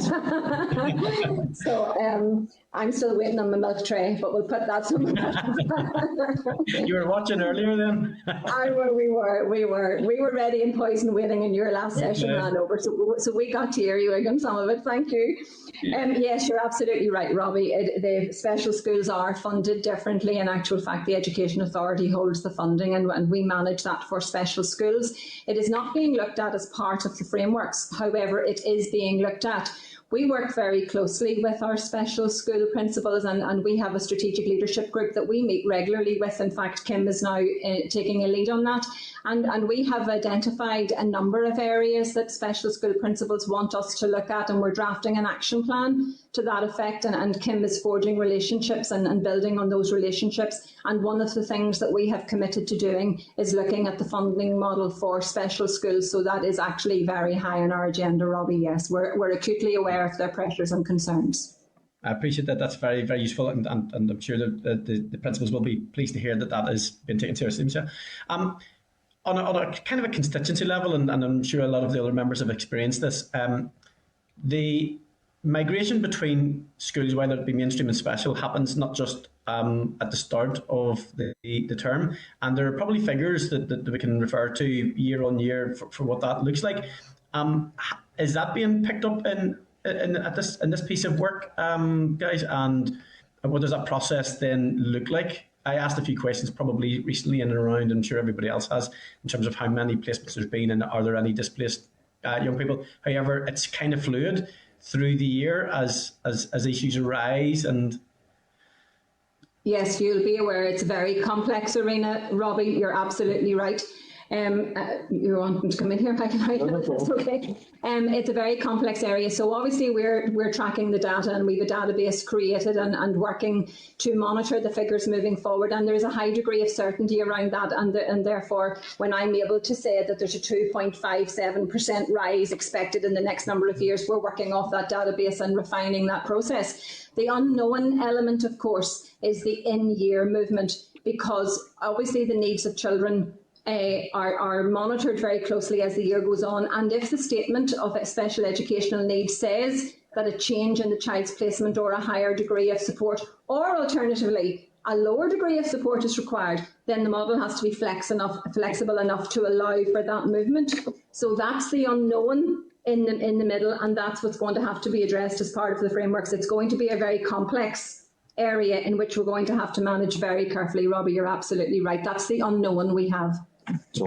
Sorry, I think Michael does want to say something. Yeah, sorry, Michelle. Robbie, just obviously it's different between special schools and specialist provision, because specialist provisions are attached to mainstream schools, and that's where you're likely to see more cross boundary flows. So that's something that's looked at on an annual basis, and we have the data that sits behind that, and we're happy another time to have a further conversation about what that looks like for each of the LGDs. As part of the documentation for the draft strategies that will go out for consultation in January, there will be a focus on every LGD, and you will get a... Michael, can I pause you quickly? LGD? LGD? Local government district. Thank you. Okay. So in relation to that, there you will get a report for your, for example, your own local government district area, and it will give you the likely growth over the next 5 years, but also projected from NISRA statistics through to 2035 as well. And then where the specialist provision and also special skills numbers sit within that. So that information will be shared as part of the consultation moving forward, because obviously it's key data that needs to be in the public domain. Thank you. Okay, I look forward to maybe picking that out a wee bit more, because I think there's the other thing that was picked up, and I think as Michelle mentioned it there, and it's in terms of the complexity and the growing complexity of provision. And in that, I know that the chair has picked up in terms of the environment and the therapeutic environment and the nature of the buildings, but the other part of it then is the the training for teachers, for classroom assistants, and the specialisms in and around that. And probably it's been highlighted over COVID that when there is a need to reach in for substitute teachers and additional support. So and then not specifically about COVID, but what are we looking at in terms of the provision of that training support for possible specialist teaching? Yes, Robbie, obviously we are acutely aware that there's a very special set of skills and capabilities that are required to work with these children with these complex needs. So there's obviously, to become a special school either teacher or classroom assistant, there's a high level of training. We need to develop this as we move forward, and there's again, working with our special school leaders. There are a number of programs that we're investigating to make sure that those who work with our most vulnerable children are as highly trained as they can. And one of the elements of the special school provision moving into the Education Directorate is that where we intend to focus on that and work very closely with our CYPS colleagues, because there needs to be a very cross-directed approach to this. It's about meeting the children's medical needs as well as their educational needs in terms of training staff. So there's a programme being rolled out to that effect, and that's back to reference to my answer to, I can't remember whether it was Chris or to Daniel, that we actually have got funding to roll out a very bespoke programme in that space.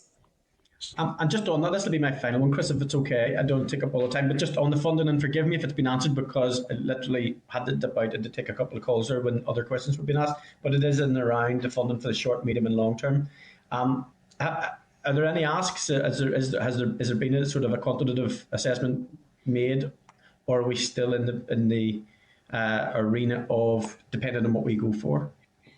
Okay, so I suppose in terms of the special educational need development plan, obviously there's a very clear fix sum, and I'm sorry I don't have it at my hand, but I can certainly get it for you, and that outline business cases with the department at the moment, and that would be a significant amount of money. In terms of the SEN placements and working towards September 22, we received almost 21 million last year. Until we actually determine where the provisions will be in September, we can't put a figure on that, but we're very happy to share it when we have it, Robbie. Yeah, I'd appreciate that, and just given the discussion in around budgets and the 3-year projections and stuff, I think it'd be really, really important. So thank you so much for that, guys.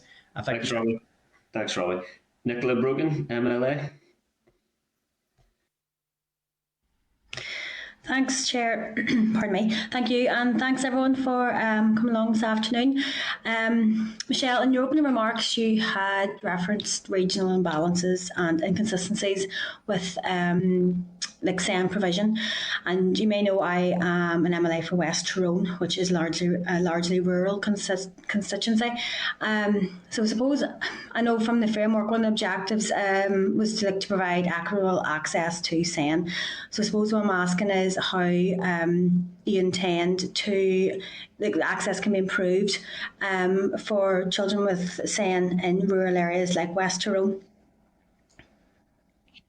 Okay, thank you, Nicola. An absolutely valid point in terms of the whole framework is built on the premise of equity and consistency in provision, and actually the legacy 5 ELBs, there's a lot of provision that's still there that is inconsistent, and we can't have this postcode lottery in terms of provision, and we also need to be mindful of the Rural Needs Act. So we absolutely are committed to looking at the provision of special schools right across each local government district, and we have, as Michael has said, the projected figures. If you take Fermanagh and Omagh, for example, the 2 special schools, Arborlee and Willowbridge, they both are in the wonderful position of being 3 to 19 across moderate and severe learning difficulties already. So we have some very good examples of consistent provision that's right across all of the stages of a child's development already there. So it's very much about making sure that all areas are covered.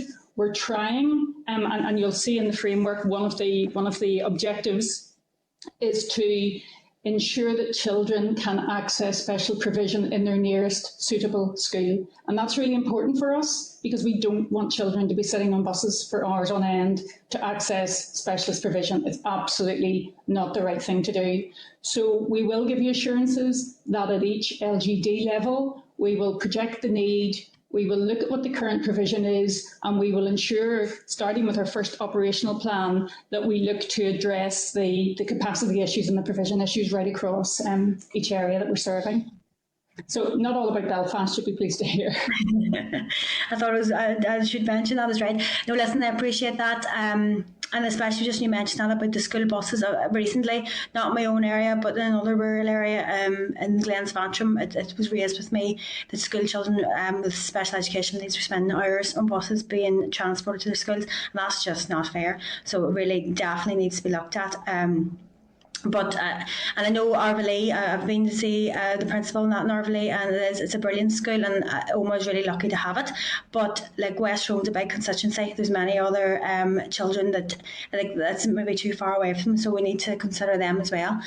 The other question I wanted to ask was around, you remember there was an audit office report which basically said that the Education Authority and the department couldn't show value for money for the money they were spending on special educational needs. So I'm just wondering if you have used this report in framing this framework. Has it influenced your work on this framework? Absolutely, Nicola, it absolutely has. And what we have done is we have looked at our provision and we have looked at the areas, and that's part of our strategic development plan for SEN. So there's a very much a cross-directorate approach to this, and very much some inward looking and outward looking, and we're working very, very closely with our stakeholders to gauge the areas of need and what the roadmap for improvement is. So yes, we absolutely, in short, yes, we have taken all of the considerations in the Public Audit Committee report. Okay, that's fair enough, Michelle, because I suppose it was quite a striking remark that they had made, so it certainly needs to be taken on board. Listen, I think that's all the questions I have. Yeah, that's everything. Thanks so much again. It's great to see you. All the best, and thank you, Chair. Thanks, Nicola. Justin McNulty, MLA, please.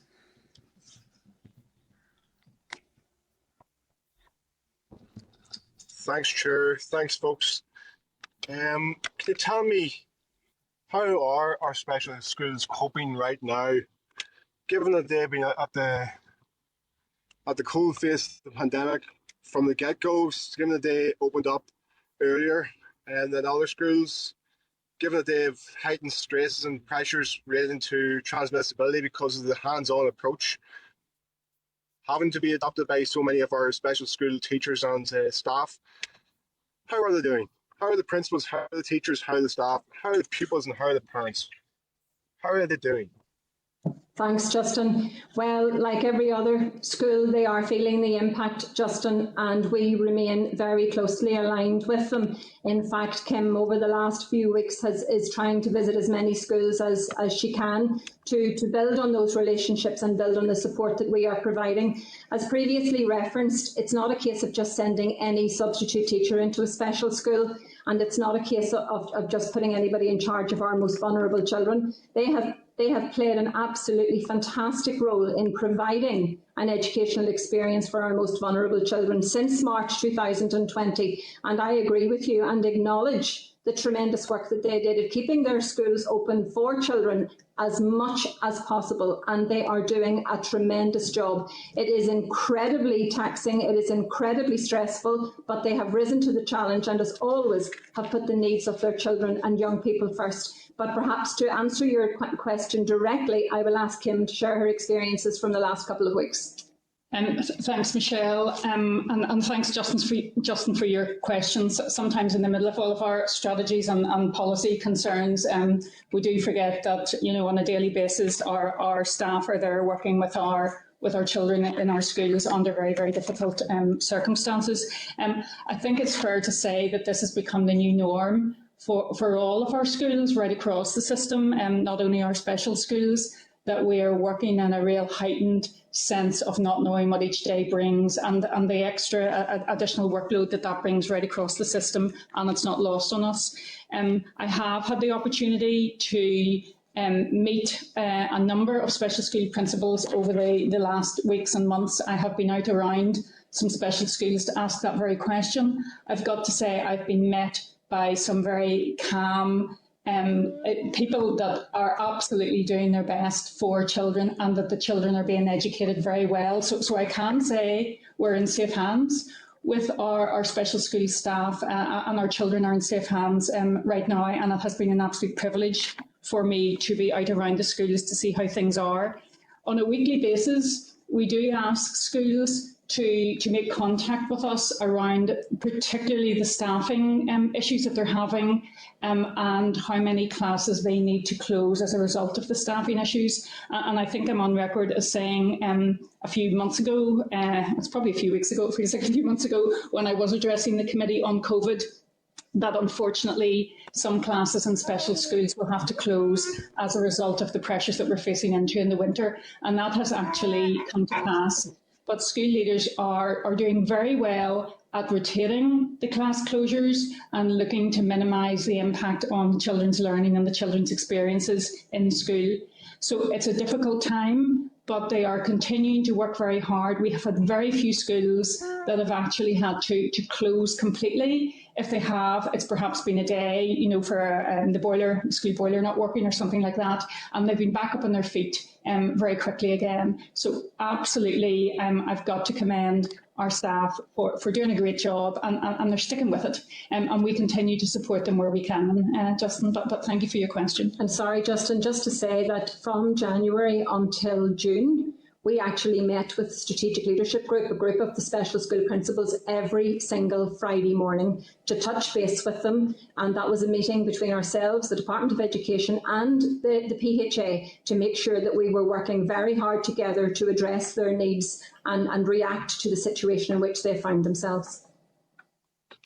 Okay, thanks for your answers there, folks. I know that one special school in my constituency, Rathore, was forced to close for a day last week, and that caused a lot of angst amongst parents and pupils, of course, because of staffing issues relating to the pandemic, and that's a huge concern, and I know that's something that'll be on your radar. In terms of something touched on earlier, where there are solutions around capacity with remote temporary provision on other sites, what are your can you expand on that?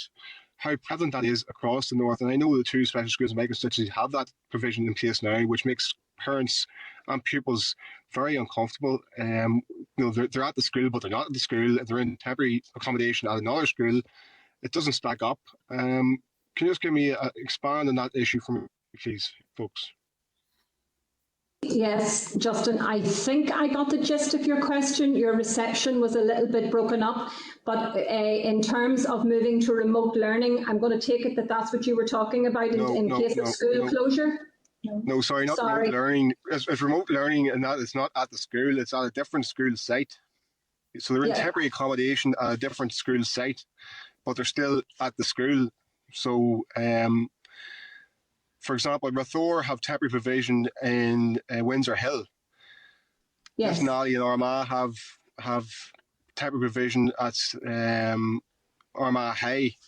So, what is in terms of area planning? How is that issue going to be addressed promptly so the children who are at the school are actually at the school site? Yeah, sorry, Justin, I didn't. Your reception was superb. I didn't quite catch what you meant. Sorry. So we have a number of satellite provisions, and I apologise, Michael. Maybe you have the number off the top of your head, and that is to ensure that children are placed in a school, because as in from the 1st of September 2021, every single child had a place, but that required us to do some satellite provisions, and we have supported the schools who have used that satellite provision to make sure that the quality of education in the satellites is of equal standard. It is not the ideal, it is not the way we want to move forward, and that will be addressed under the frameworks and under area planning moving forward. Okay, are you confident that, given the Finance Minister has proposed a 2% cut, which in real terms with inflationary costs amounts to probably a 5% cut to education over the coming years, when there are stark challenges around finances to education, how will that impact on the ability to provide real quality education for those children who need it the most? Well, there is no doubt, Justin, that we are facing into financial issues, and we have no way of knowing what that's going to look like until we get the figures. And as we operationalise the frameworks and the strategic plans, we have to take all of that into consideration as we move forward. And by June 2022, we will be in a better place to answer that question. Okay, folks, thank you very much for your time today. Thank you. Thanks, Justin. Can I just build on one of Justin's questions there briefly?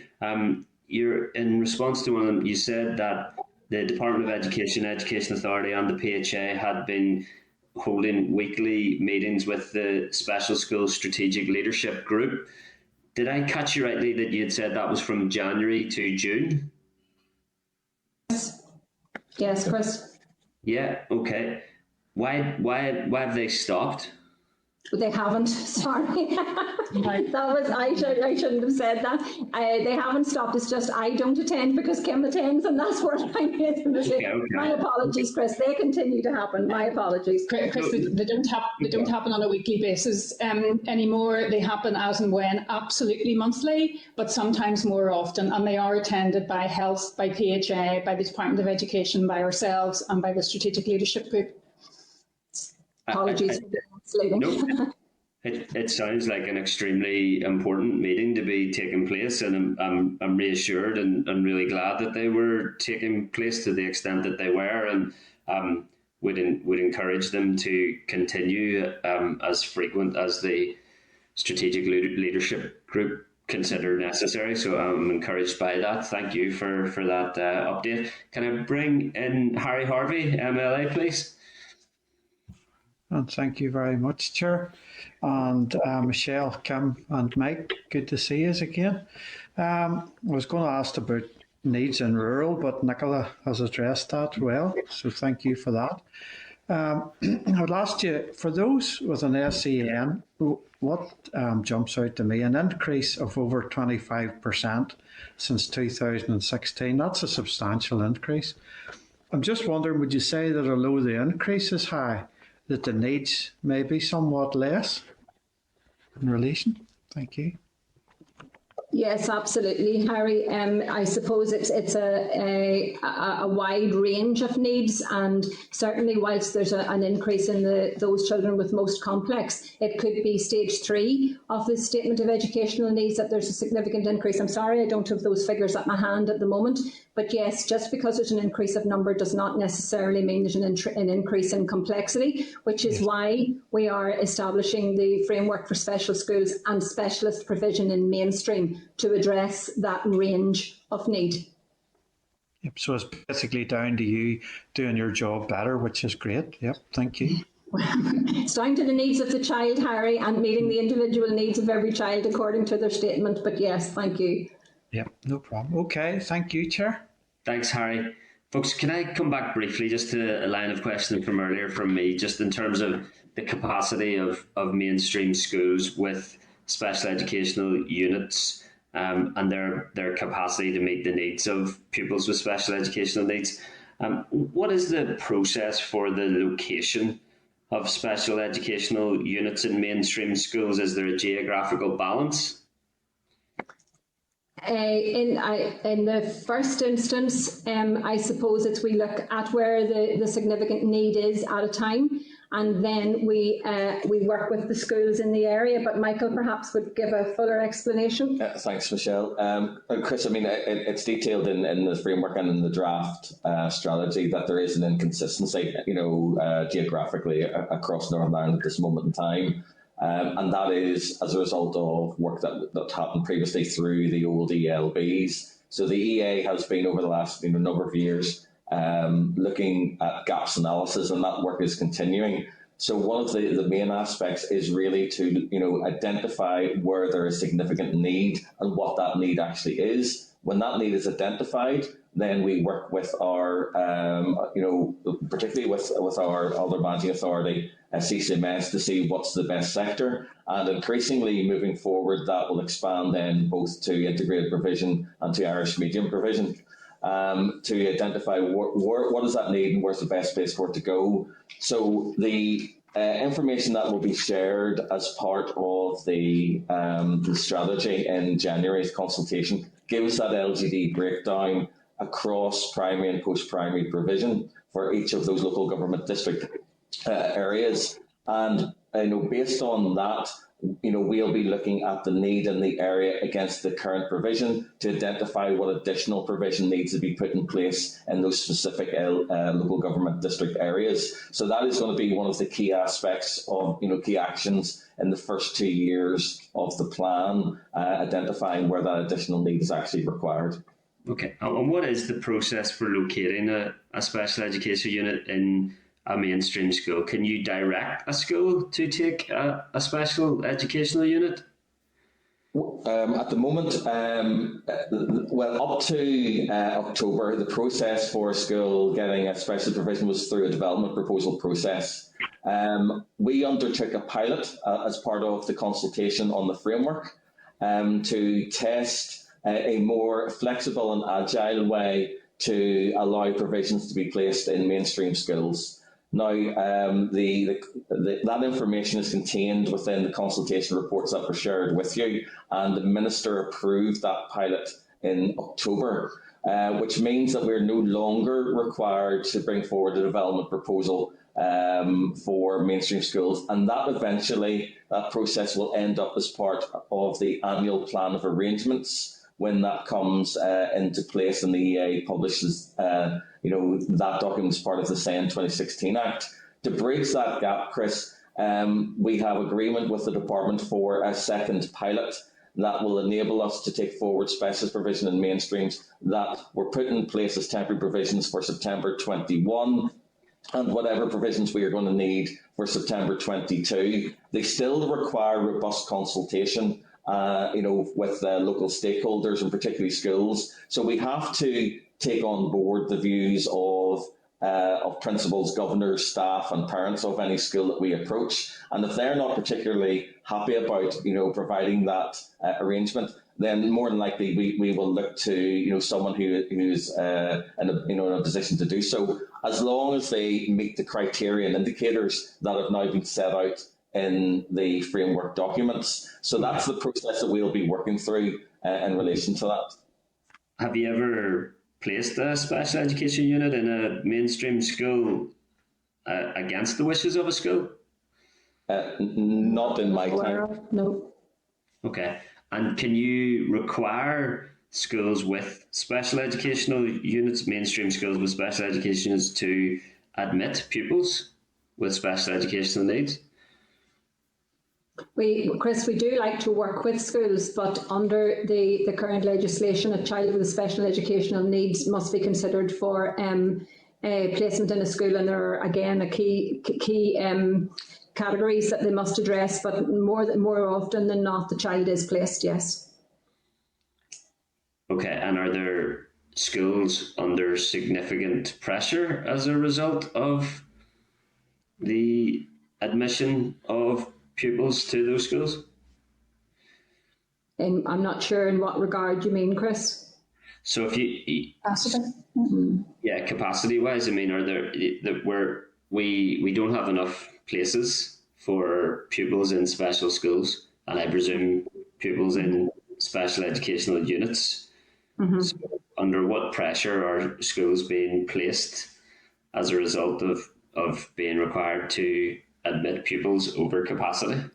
And that's why we work very closely with the school, Chris, and we would try our very best not to put a school in that position. These children have needs, and the needs need to be addressed with a suitable pupil-teacher ratio. So we would be working with the schools in that regard. Okay, conscious of time, hopefully kind of final question. What is a special educational unit in a mainstream school? Does it have a special education teacher?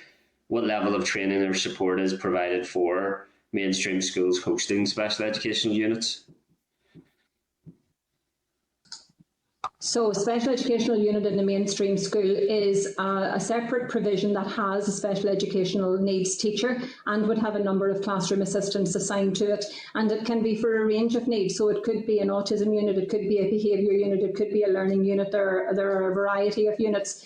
But I suppose it's based on the premise of integration. So education plans for those children in the units, they're very much part of the whole school, and they will get additional support through the specialist unit in mainstream with specialist provision with those teachers. And as I referenced at the beginning of the meeting, we've actually a business case to receive 1.2 million to put in additional support and training for those teachers and classroom assistants in the specialist units in mainstream to make sure that those children are getting absolutely the best educational experience possible.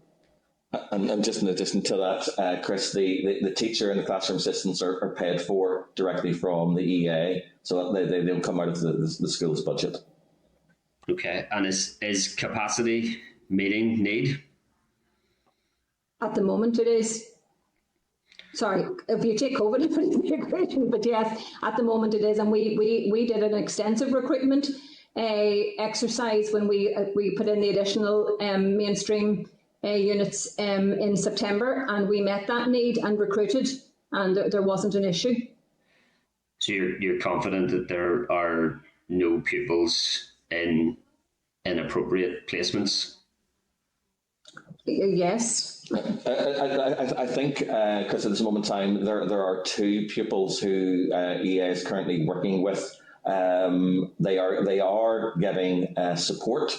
But it's not exactly meeting their statement of need at this moment in time. But it is likely that is going to be addressed within the next number of months. So they are getting support through the system, but it's they require an additional place which isn't available at this moment in time. That is something that is relatively common within this process, but they will be provided with spaces in the not too, appropriate spaces that they require in the not too distant future. Okay, thanks so much for your time today. The Education Committee has obviously allocated significant time and priority to special educational needs provision in the last few years, and as you mentioned earlier, systemic failings have occurred which required our attention to be of such a high priority. I think you'll agree as well, there are a few more important areas of provision in education than special educational provision. So we're grateful for your update in this regard. We wish you well with the strategic plan consultation. Hopefully, and as a committee, look forward to engaging with that. Thank you.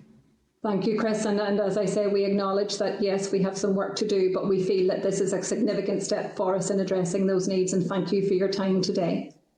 Thank you. Okay, can I ask broadcasting to remove witnesses and to bring members into the spotlight, and ask the clerk to summarise any actions from that briefing. Thank you. Chair, the witnesses were bringing together a lot of strands of work that have taken a considerable length of time to progress to this stage. I think, the committee is still concerned about the level of rise in need, and I think it would be really helpful to get a breakdown from the witnesses of the extent and complexity of the need represented in that rise. And members covered quite considerably impacts on staff shortage, school and class closures that have happened due to pandemic. The need for a new school in Belfast was confirmed very clearly. There was an update on the frequency of the strategic leadership group meetings and engagement, which was encouraging, and some exploration then of the SEN units and what exactly those relate to. So, I think as well it's positive that there are no pupils in inappropriate provision just now. But the only request that I would have highlighted there for further information is that breakdown of further detail on the rising number of pupils with special educational needs. So I'm happy to take additional details from members if they wish to proceed.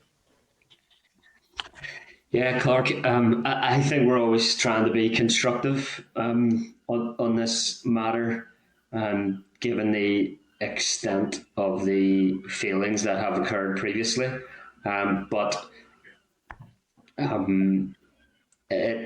it is going to be some time before special educational provision is at the resource level that it requires to meet need, and I think it's fairly clear that we're still not there.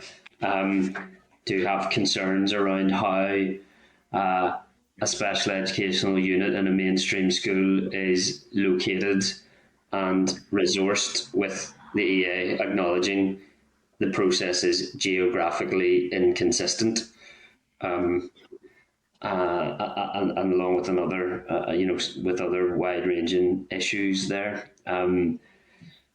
with a number of pupils not in appropriate placements, which is going to take a matter of months to resolve.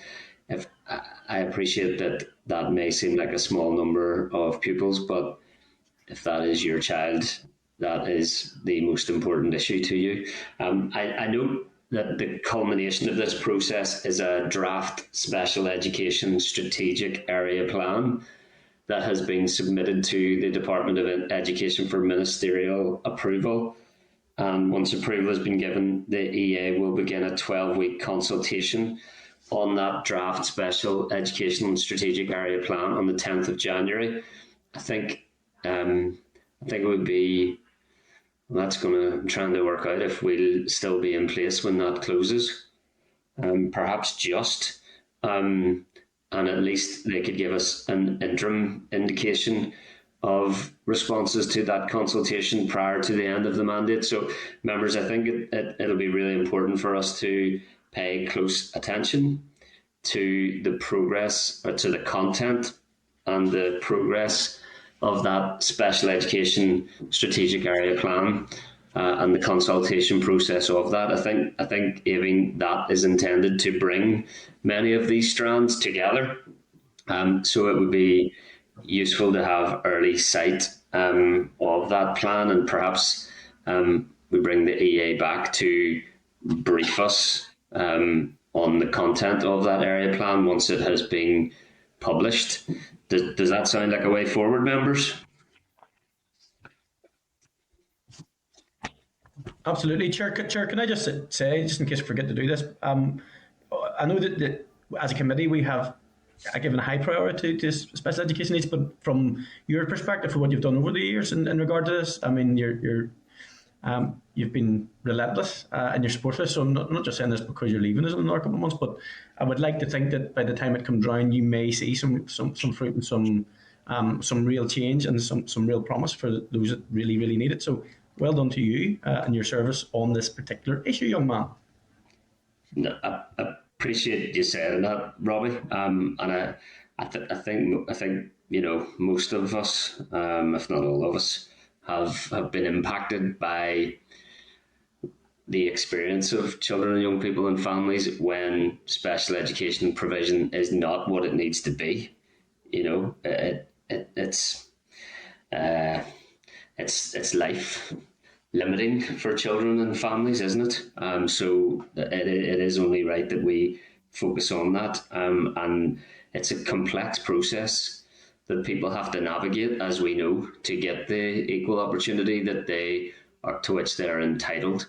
And there has been some big feelings across the SEN provision. So this special education strategic area plan is hugely important, and it needs to be right for the special schools, for the mainstream schools that host special education units, and most importantly for the children with special educational needs, to ensure that they get access to the education they deserve. So I think, Clark, it would be great to bring the EA back to brief us on the content of the special education strategic area plan once it's launched, and for us to get a good briefing towards the end of the consultation about what responses are being received, and perhaps even to make input into that as a committee ourselves. Members content? Yep. Okay, Clark? Yes, Chair, thank you. Okay, thanks for that. Agenda item 9, members, is any other business? As I say, just to emphasise, the opportunity to meet with the Education Minister on Friday, the 17th of December. I think that's extremely important given the urgent and wide-ranging issues facing education. Hopefully the Education Minister will be able to use that opportunity to provide reassurance and to set out a plan. But we will have questions to ask of the Education Minister as well. So I would, as I had asked earlier, if all members could confirm their availability for that meeting to the clerk as soon as possible. Otherwise, clerk, we have another formal meeting tomorrow at 9:15. Can you remind us of the agenda for that meeting? Yes, that is an update on our legislative workload.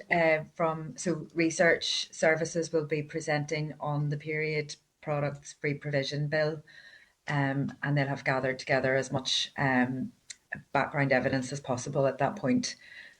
So that will be an opportunity for members to interrogate the detail and really get familiar with the bill.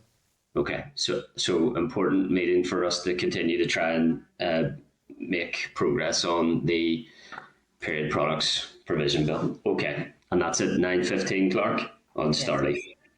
Okay, members, the committee meeting does now adjourn. Thanks, Thank guys. you. Thanks. Bye.